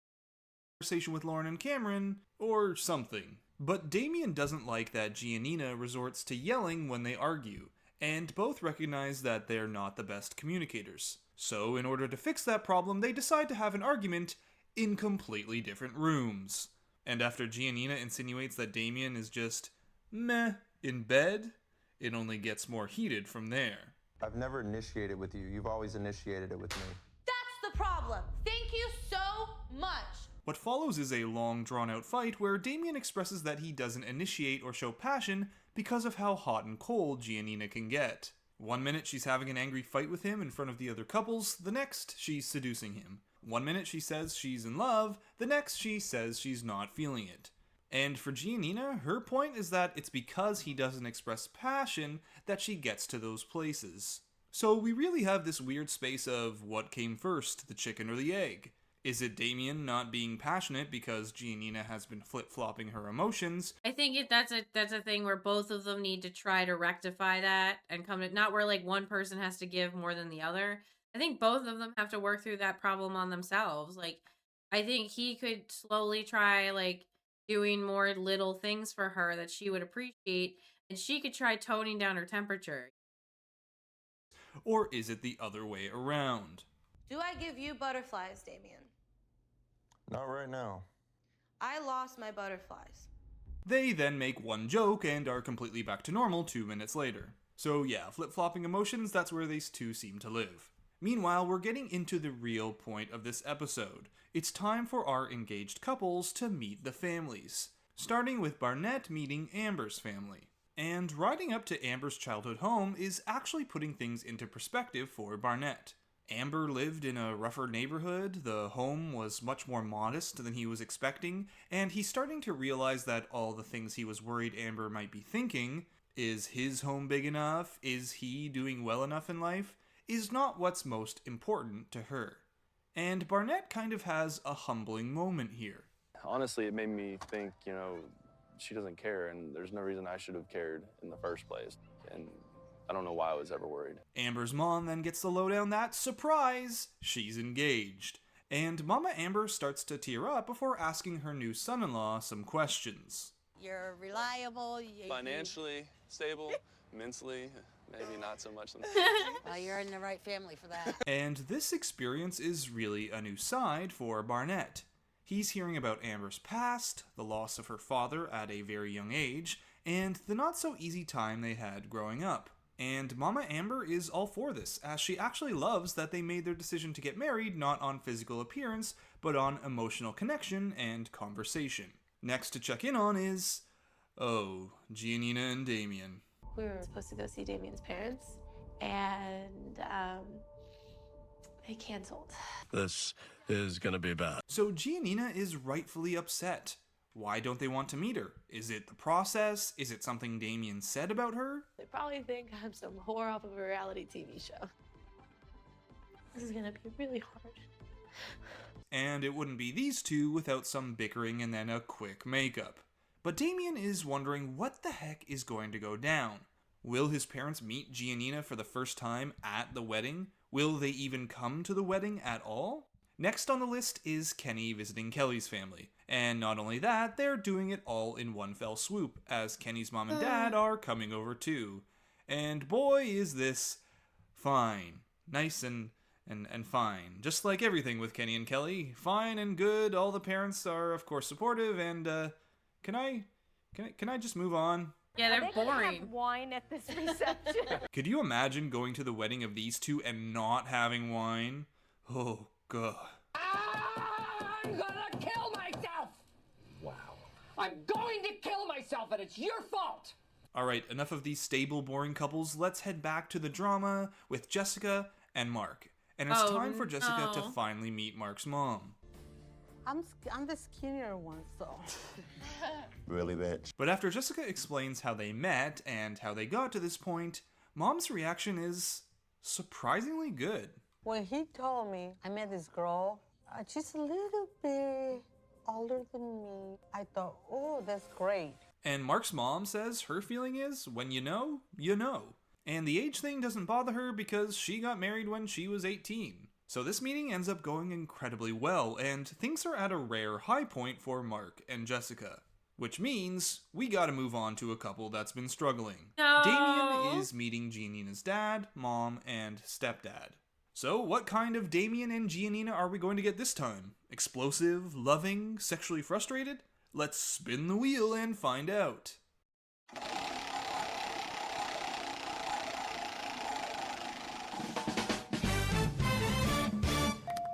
Because of every single thing that we've been through, I know that Damien is someone that will stay I don't know what editing thing that was, but that was incredible. I love that. 10 out of 10. by my side through everything. Whew, we landed on Canva could never. affectionate and sappy.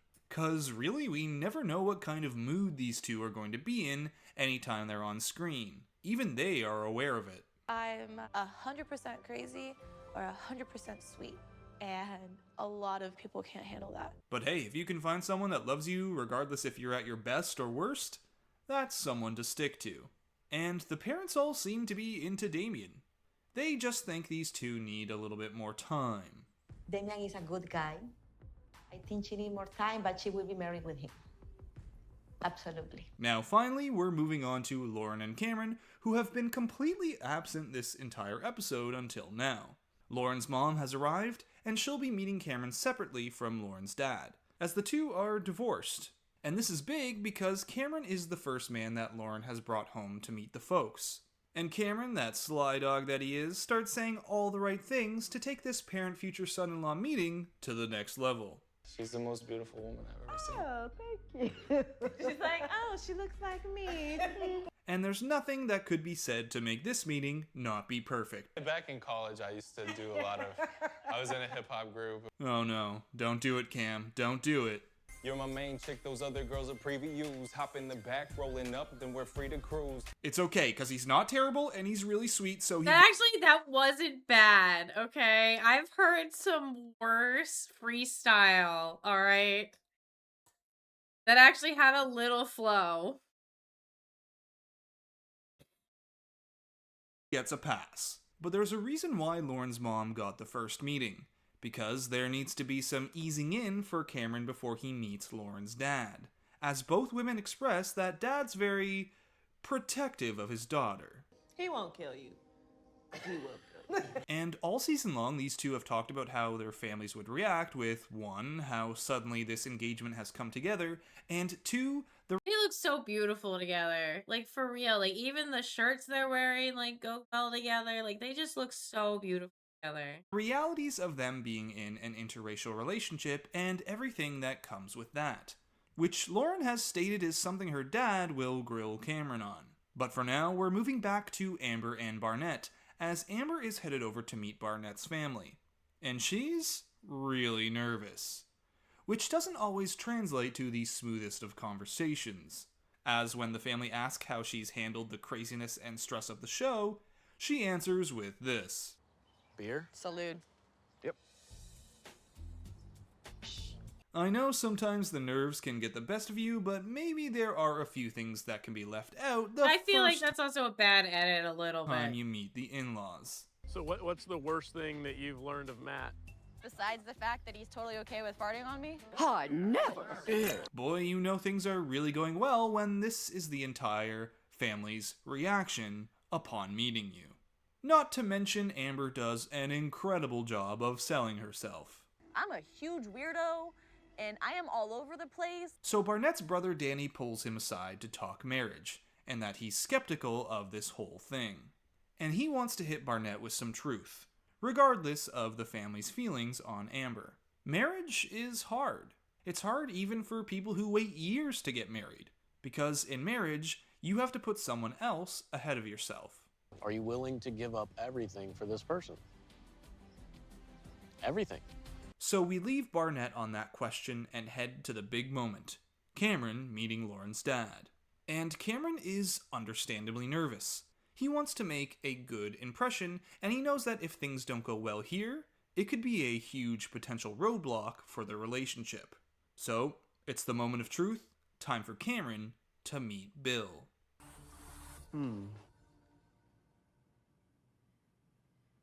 I got a million questions. But this is a standoff for next week. Oh my as here God. is where the episode ends. And that's it for...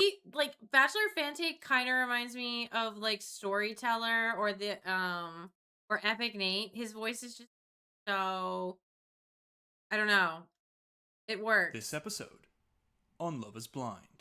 Every little girl always has this fantasy about the day. Like, it's just, I like the way he does it. Day that she goes to pick her wedding dress. Like, I don't know if it feels right. Like, I just feel like... Literally sounds like Epic Nate. Yeah, that's like, it's somewhere in between like Epic Nate and somewhere else, but like, it reminds me of it. But it wasn't the restaurant. No. Lillian. Oh, no. Oh no. No, where are you going? Where are you going? Be careful. What are you doing? It's happening. It's happening. It's happening. It's happening. It happened. Let's watch Love is Blind, episode 8. And we left last week with Cameron finally meeting the most feared. I'm building a watchtower in Minecraft. How are you enjoying? What are you still doing that challenge? Or did you stop because I kicked your butt?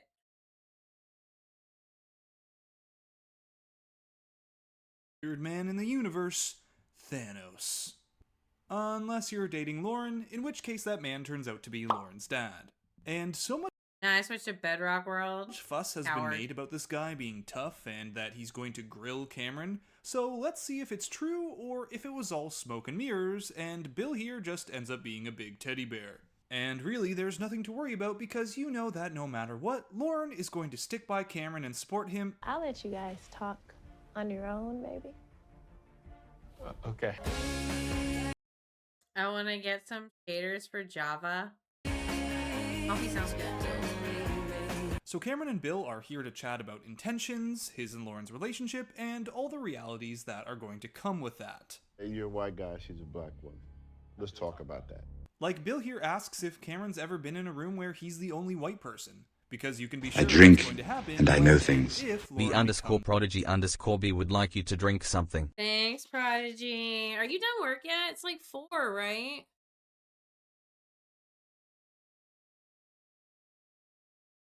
I think I was gonna get off at 8:30 so we could start, yeah, I'm off now. So we can start Fallout at like 9. Does that work for you, Blue? I like to refer to Java Edition as Coffee Edition a lot because it's my bunny. Yeah? Okay, cool. Alright, 9 o'clock sharp. We're jumping into the Discord and we're watching Fallout Season 1. I think we're starting episode 4, right?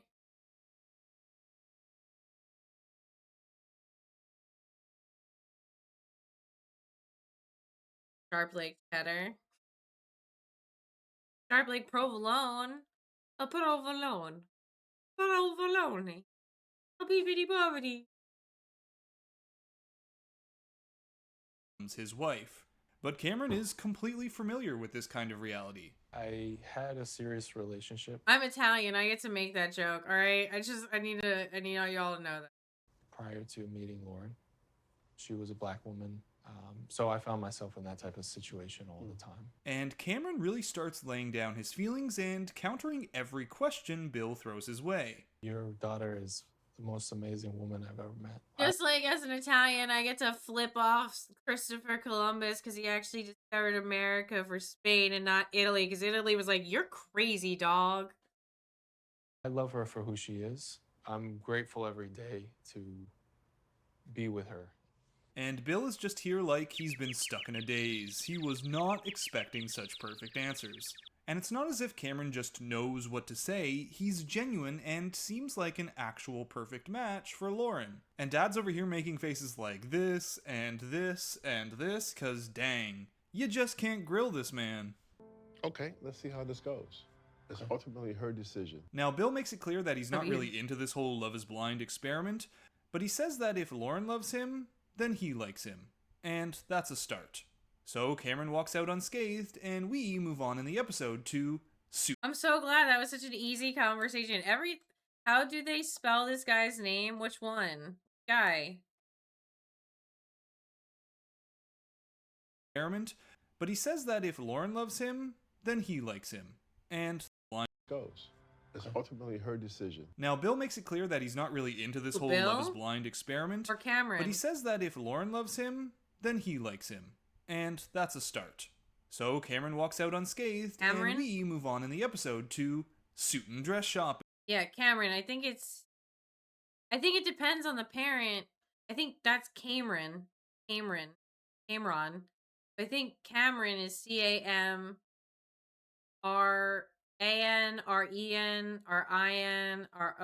Depends on the parent. But yeah, something like that. Where each of the guys and gals will be picking out their outfits for their wedding day and bringing along a close friend or family member to help them make their choice. Stop it.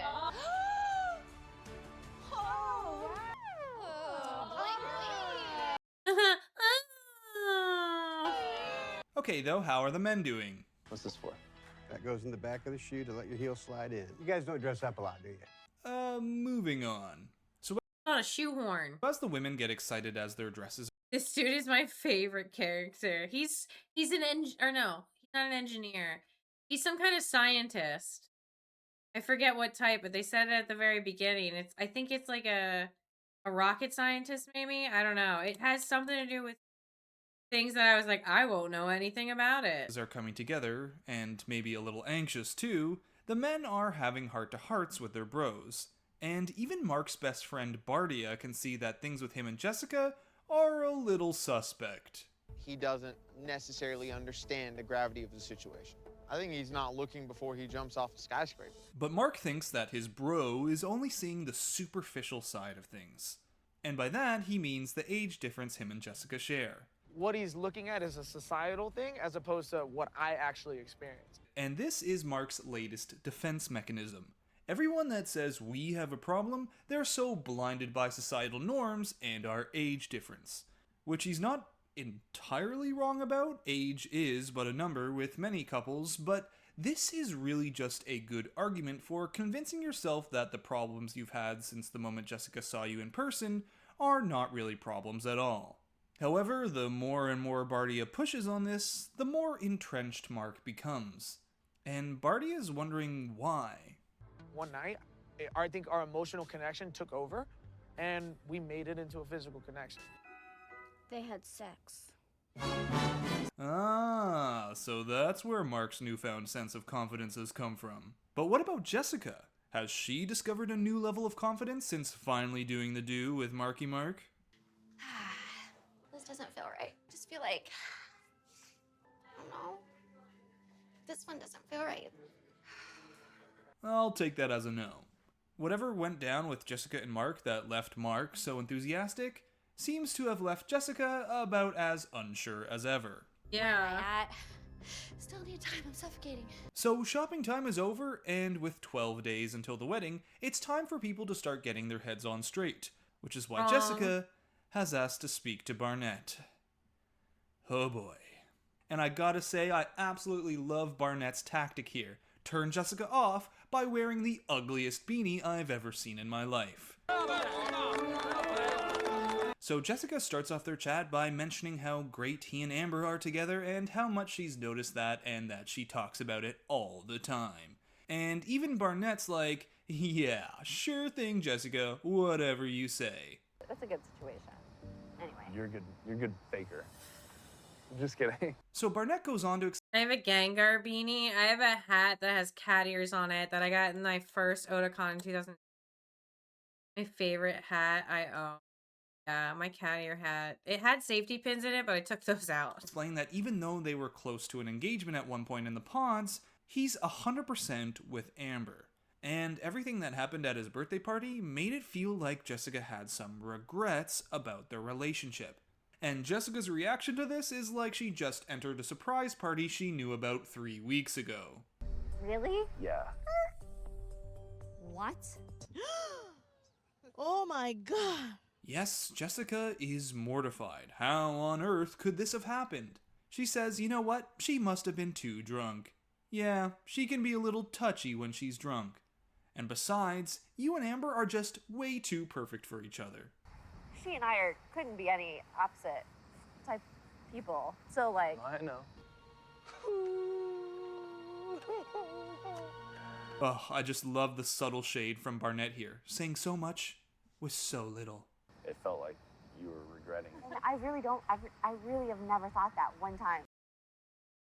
I think Barnett is fucking sexy and like hot. So after Barnett says he's 100% going forward with Amber and he's marrying her, Jessica finally says she's ready to end her interactions with Barnett and focus on Mark. But even there, things have been so damaged and rocky with these two, you really wonder, can anything be salvaged from this hot mess? Speaking of hot messes, let's check in on Damien and Giannina. Are you on your phone? See, I don't do that. And that's all it takes for a complete eruption to come out of. You know what? I just thought it would probably be a good Love is Blind like 5-year thing to like bring back all the couples that have been on that want to be on again. Not couples, like the singles that didn't get to meet anybody, and see if they work with anyone else. You know, just it's a do-over season. Out of these two. So Damien is upset that Giannina is upset because he uses his phone.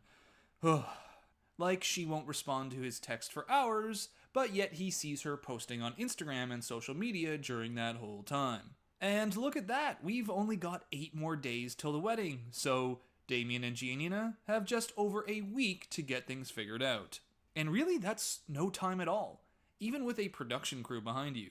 Amber has her dress, alterations, bridesmaids' dresses, and flowers all picked out, amongst other things, and she doesn't want to ask her mom for money.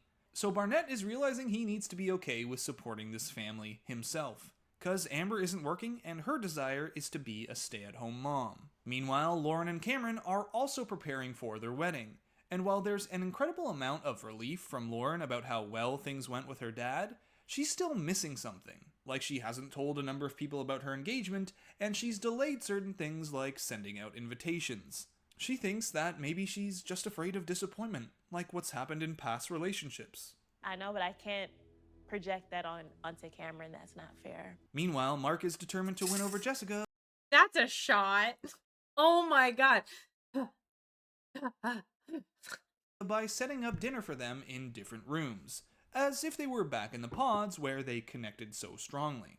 And just look at how well behaved this beautiful girl is. Gosh, she just so cute. I'm talking about Jessica's dog, by the way. Yeah, that's what I check thought. this out. She's more interested in the blindfold Jessica's wearing than the steak dinner literally a few feet away from her. What a good girl! What a good girl. So this pod date thing that Mark My dogs could never. has set up actually works well for him. And things seem in a decent spot for once with Mark and Jessica. Maybe their marriage can work. Well, as long as they stay in different rooms at all times.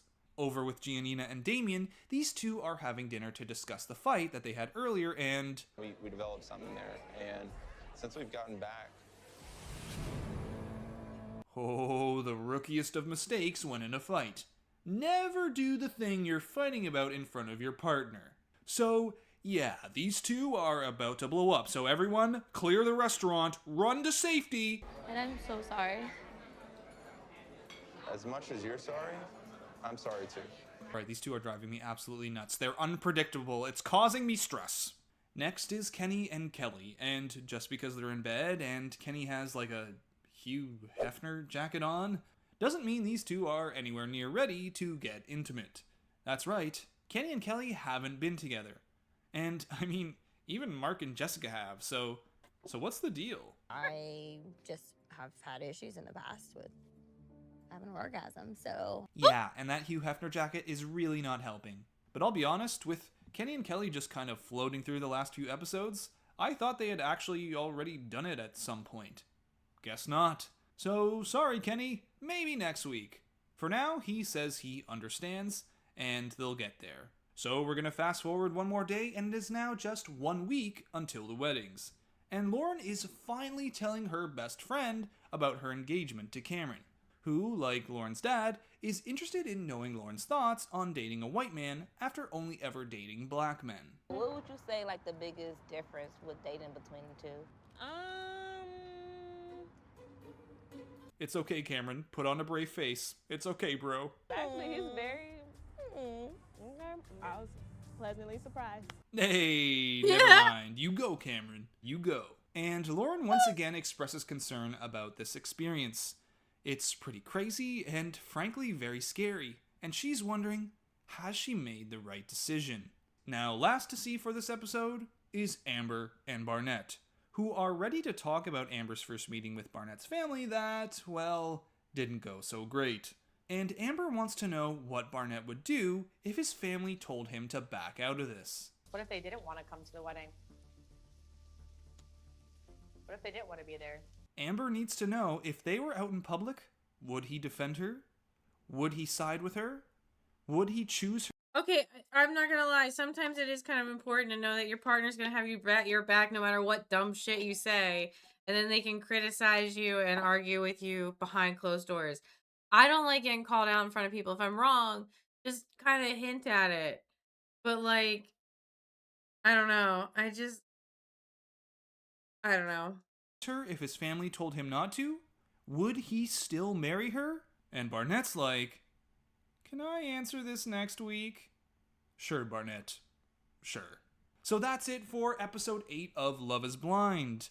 Hope you enjoyed this video, and be sure to like and subscribe if you did. There are just 2 episodes left in this Let's Watch, and Oh my it's all over. God. Some couples will stay together, and some won't. I think So until then, we'll be able to finish.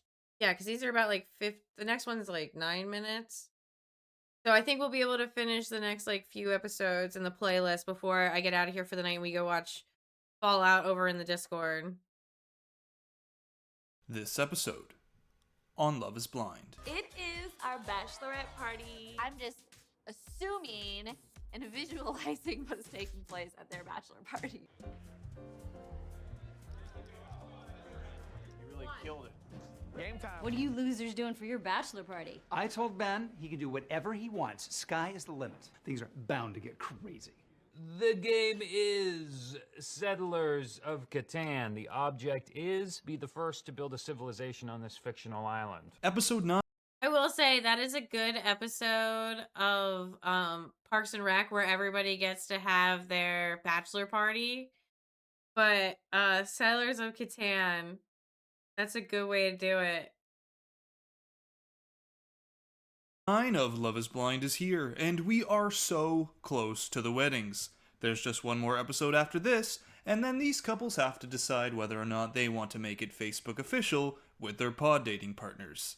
And this week's all about one thing, cause it wouldn't be a proper wedding without the Bachelor and Bachelorette parties. I thought we weren't going to have bachelorette parties. You know, we agreed that it was a silly tradition. It's a grand tradition. And with 2 days till it's time to walk down the aisle, our pod daters are I love those fits, even Jessica's. meeting with their friends and dishing on the whole that experience sweater, I so love far. it. Starting with Jessica. He's my best friend. He's my person. Like, I cannot live without this person. I cannot live without this person. I cannot live without this person. So you have chosen death. So Jessica tells her friends about this perfect guy who's from Chicago, also has a golden retriever, has the same fundamental beliefs. The only problem? He's actually 24. And you know, I'm not attracted to him at all, but we're not going to talk about that. So Jessica's friends are like, whatever. You like Nick Jonas, don't you? And plus, it's totally a hot fad right now. Which actually gets Jessica pumped. Meanwhile, Damien is determined to have the best 2 days possible before the wedding, and he's pulling out all the stops. Rose petals leading to a surprise, a helicopter ride over the city, and thankfully no one pulls out their phones to check Instagram, so this ride goes smoothly. Alright, so let's now check in on Amber and Barnett, who are enjoying a date out at a vineyard. So, how are these two feeling about the wedding? How excited are you for our wedding? I'm excited.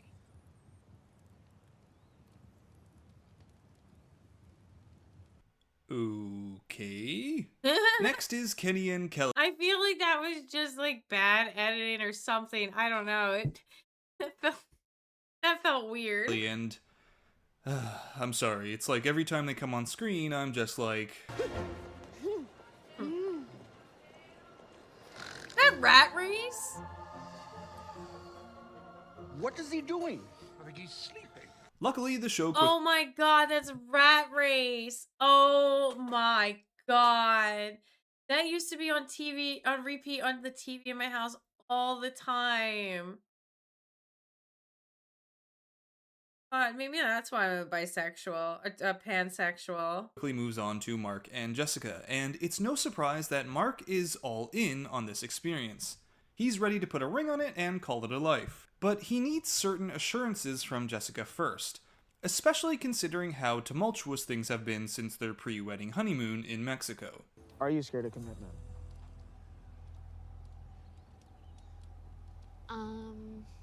Alright, while Jessica thinks about Mark's question, let's move on to another couple. One that's a little more sure of their footing, like Lauren and Cameron, who are enjoying a little Oasis getaway. And the storyline here is that Lauren is getting a bit scared at the prospect of such a huge change in her life. I know that I love this man, but I'm so used to being independent. It's like being in a marriage kind of changes everything. I had to like pin something to the top of my messages so I remember to do it. And I was like, wait, how do I do it? I've never done this before. And Lauren kind of worries Karen here when he asks how she's feeling, and she says she's leaning towards yes. And it's that word leaning that raises his eyebrow. I guess in my mind, I was thinking by this point in time, she would have just locked in a decision. But my honest feeling watching this for the first time was, I'm not really worried about these two. This is probably being embellished by the editors so as to add a little drama and excitement to these two storyline. And it's probably a really good sign that they then spend the rest of the night practicing their first dance. Okay, though, that's enough of a Bros, break. it's so Let's see cute. if Jessica's made any headway on Mark's question.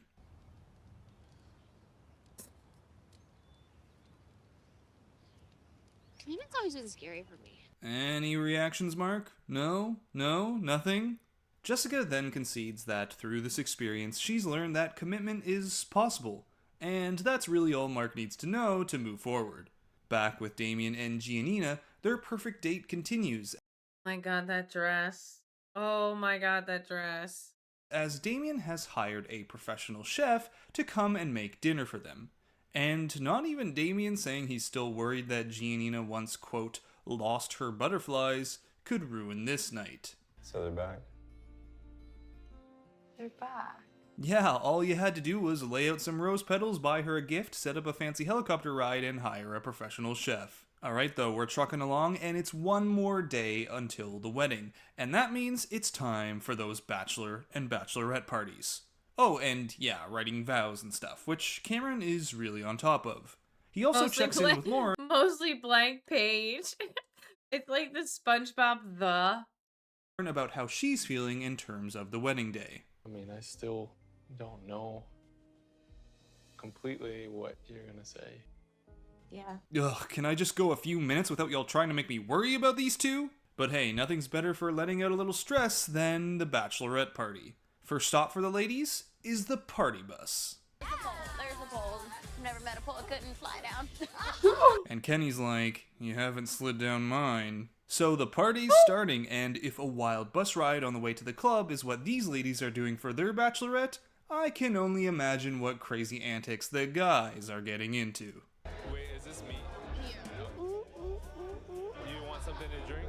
Okay, well, you know, as long as you're having fun and letting loose, Yeah, I think he's a rocket scientist because I think these are his friends.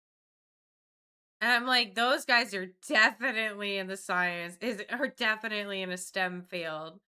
They're hotties, they get it. each their own. Maybe let's head back to the fun, other party. I'm about to get married. I'm marrying my best friend. Oh boy, this is going to be an absolute mess. So everyone's BFFs are showing up and the drinks are flowing. The party's getting started. And back at the bachelor party, Mark is telling Kenny all about how he finally got intimate with Jessica. And Kenny's here like, how in the hell did we end up worse off than Mark and frickin' Jessica? Yes, all the dudes are having deep, meaningful conversations with their friends about relationships, while the ladies are popping bottles and having a wild night. We need a drink and appetizer. Oh, you need a drink and an appetizer? Yes, please. Can you say appetizer without slurring the words? Oh, and this is only the start of the night. It's all downhill from here. She needs a vodka soda. No, she wants a vodka soda. She probably don't need it.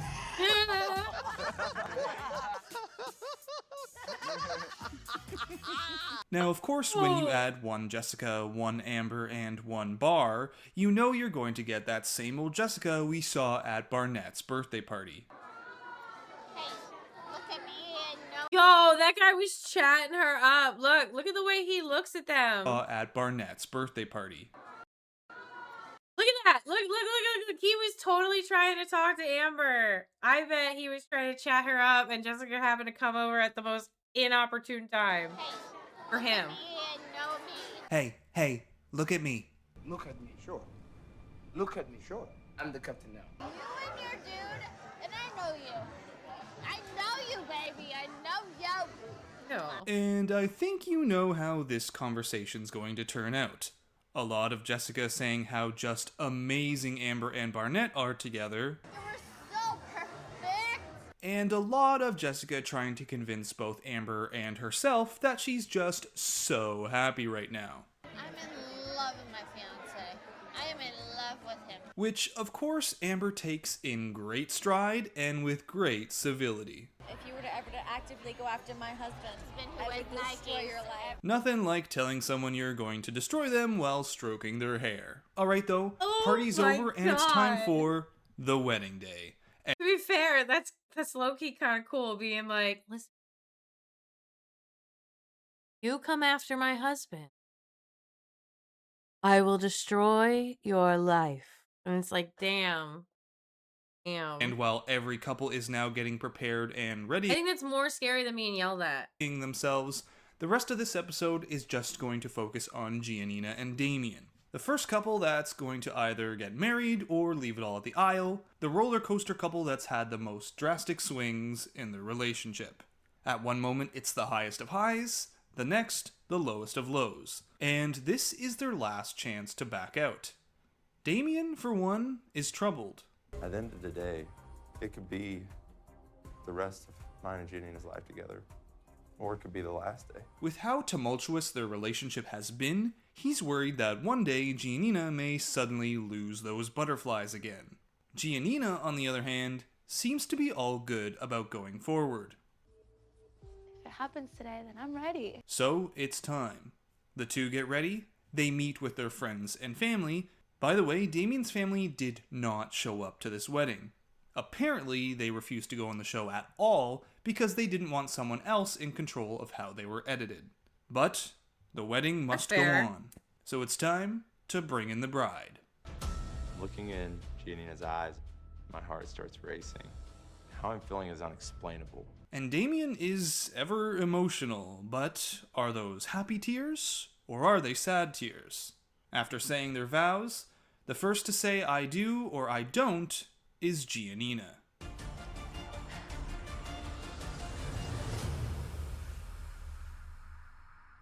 Of course I do. And Giannina is in. She says I do, and all that's left is for Damien to make his decision.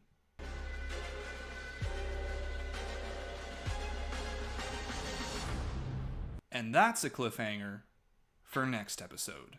So that's it for this recap and let's watch of Finale. this episode Finale. on Love is Blind. I do not.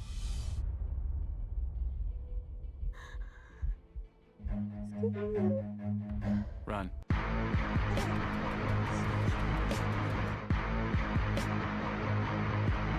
Run.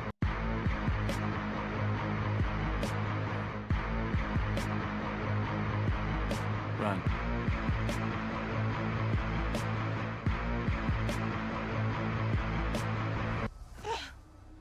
That was funny. It is the final episode of Love is Blind, and all of our couples have made it to their wedding days. But this episode's not wasting any time. Right off the bat, we're picking up where we left off with Damien's decision. I do not. Oh, this is gonna be a disaster. Someone get a camera on that mom. Get a mom cam going. So Damien says, sorry, Giannina, I can't marry you, and this is your fault. I've stayed consistent all the way through this, Okay. and you have not. Yeah, all the ups and downs, the butterflies and no butterflies, the coming and going, and oh, she's going. So Giannina ain't hearing it. She's not sitting down for a chat. She's not looking for some comfort from mom and dad. She's pulling a full runaway bride. Lock the doors! So Mama G goes to comfort the bride, and Damien tells his bros that while Giannina was in today, he never knows what the next day could bring, and that's why he said no. He wants someone who's all in every day. Giannina then comes back, and when Damien enters the room, she's so mad she shoots lasers out of her eyes, literally obliterating him. And once all the pieces are put back together, Giannina is like, bro, you couldn't have even told me? Like, a little heads up would have been nice. And Damien says he didn't know till the last second, which is total BS, and Damien then tells Giannina the same thing he told his bros, but he adds, he's in love with her, and he wants to continue their relationship. Oh, and yeah, sorry about embarrassing you in front of your friends and family and millions of people who will eventually watch the show. But Giannina ain't having it. She says, "Peace out, loser," and heads home. Yeah. What? Wait till you see the reunion! 1 wedding down, 4 to go. Next on the docket, it's Amber and Barnett. And Because after this one, there's like a special episode where they all do like a party after the show. And then after that, I think there's a reunion. Because it was COVID, so they had specific times they had to film. their wedding day hasn't gotten off to a great start. I got a text from Barnett. He's freaking out.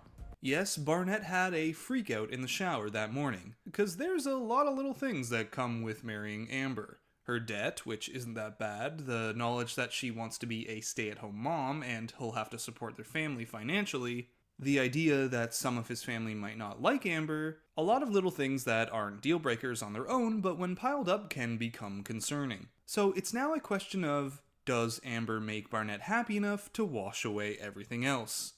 So Barnett arrives and takes his spot.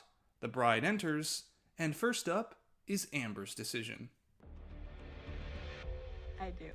I will. Absolutely. Which doesn't really come as a surprise. The real tension lies with Barnett and his decision. Oh, I do. 100%. And no need for an upset mom cam this time, as Barnett says I do. They're Something cute. when I first watched, I thought could have gone either way. The two are then married, and it wouldn't be Amber without finishing off with one of these. I can't imagine a life without you. Good, because you're stuck. And hey, we're 1 for 2 now. We're batting 500, and that's a pretty good stat. So, who's next to take the plunge? Oh my it's god, wait. Hold on, I gotta back it up. The priest's hand, or the officiant's hand right here, I thought it was attached to these strings, and I was like, wow, that's a weird Halloween decoration for a wedding.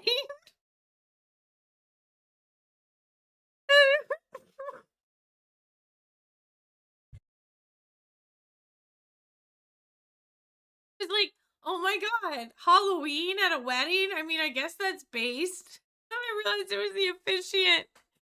And that's what I immediately had to tell you. batting 500, and that's a pretty good stat. So, who's next to take the plunge? Oh, it's Kenny and Kelly. My God, wake me up when it's over. Now, Kenny seems to be all ready to go and make a life of it with Kelly. She's genuine, she's ambitious, she's passionate, and she's the woman that I want to spend the rest of my life with. But what about Kelly?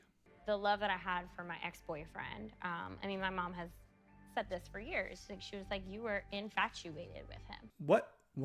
Now there's an Where did this come ex-boyfriend? Is this an episode of Lost? I'm starting to lose track. When was there an ex-boyfriend? Why haven't Kenny and Kelly done it yet? What timeline are we in? What is the Dharma Initiative? So Kelly's having doubts, and I guess we should have seen this coming because Kenny and Kelly have had little screen time in comparison to the other couples, and the only storyline they have had has been that Kelly wasn't ready to have sex. And now she's saying this. I am nervous because I don't know if I am like 100% in love with him. Or stuff like this. Would you have talked to him if you saw him before? No, I probably wouldn't have. Or stuff like this. If I say I don't, it's simply because it's not the right time. Which is some pretty jarring storytelling because it felt like at the beginning they were all over each other, then nothing in the middle, then suddenly boom, wedding day, and all this truth comes out. But is this all just wedding jitters? Well, it's time to find out as the third wedding of the episode is on its way. Kenny takes his spot and Kelly walks down the aisle. And after they both express how wonderful this journey is, it's Kelly's decision first. I do, or I don't. But I don't.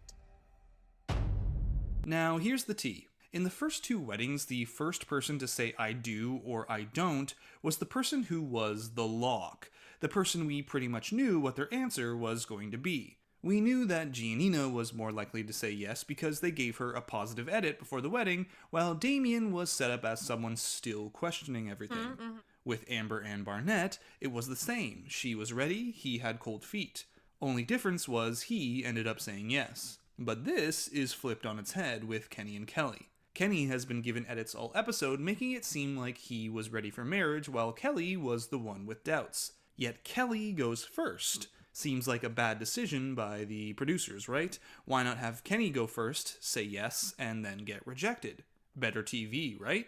I'm thinking because they knew Kenny was also going to say no. And I'll talk more about this in a future video detailing where the couples are now. But for the moment, Kelly walks off and Kenny is left to give a speech to the wedding attendee saying, thanks for coming, before he walks off and gets really weird with the production team. How you feel about Kelly? This is not about how I feel about Kelly. I'm not gonna have things filmed. Please stop recording, Jimmy.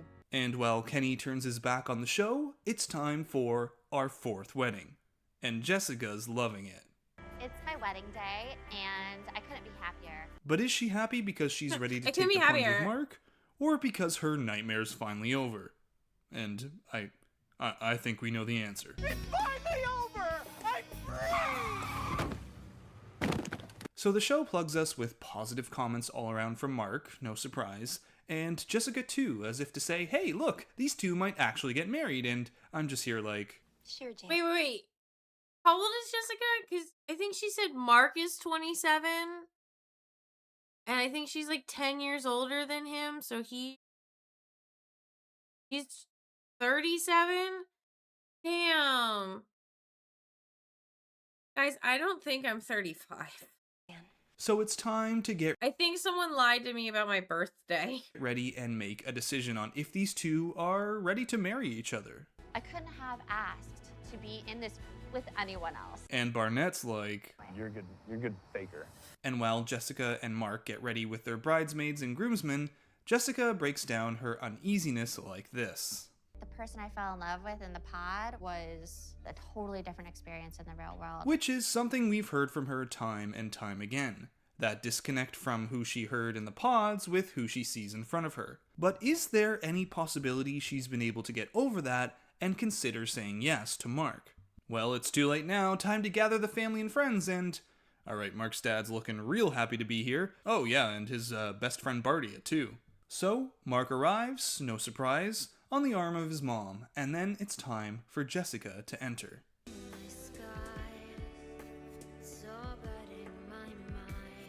Well, it looks like Mark has made up his mind. So when it comes to the I do's, it's really no surprise when his answer is this. Yeah. Dang it, it would have been so much easier if he just said no. So now, it's Jessica's turn. I do, or I don't. And in the most shocking event in Love is Blind, nah, I'm just kidding, it turns out exactly as you think it does. I cannot.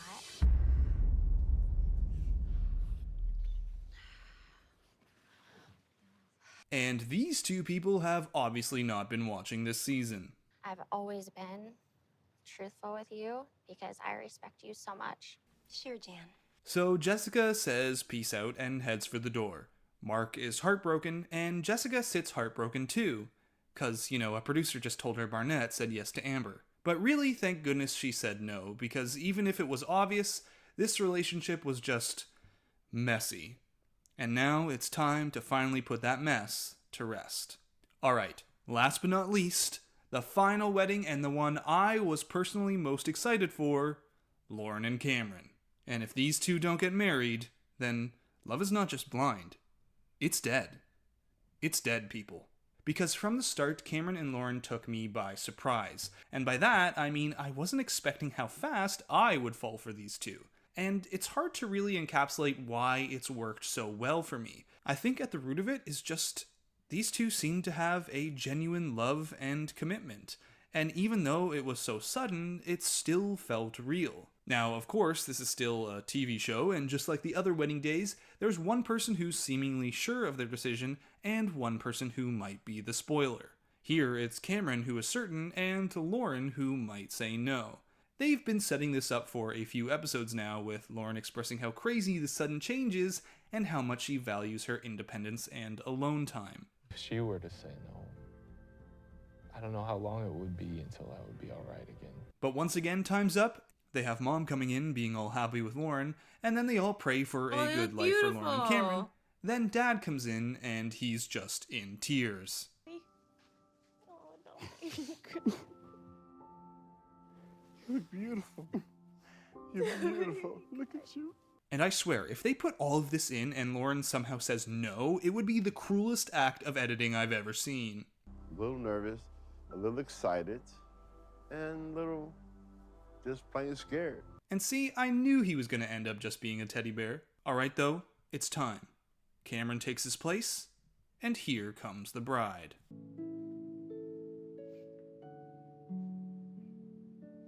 Yeah, that right there was my reaction too. I mean, Cameron is just in tears watching Lauren walk down the aisle. And he can't even get through his vows without Lauren having to wipe away his face.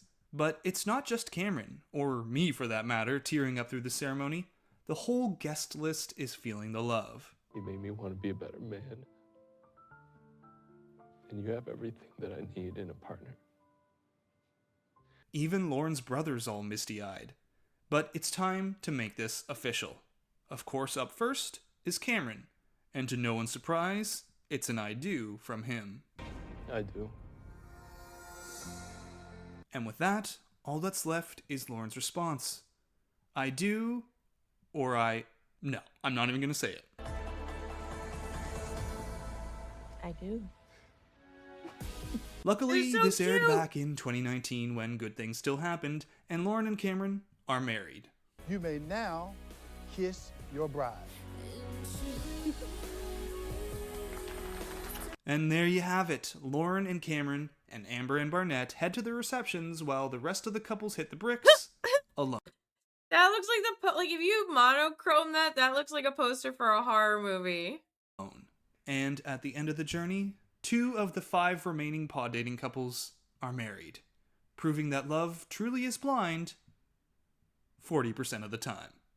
So that's it for this final Let's Watch and recap of Love is Blind, episode 10.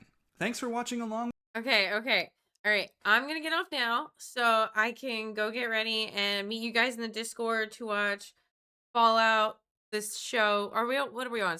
Episode 3 of season 1? 3 or 4? Anyway, I'll see you guys over in the Discord. Bye!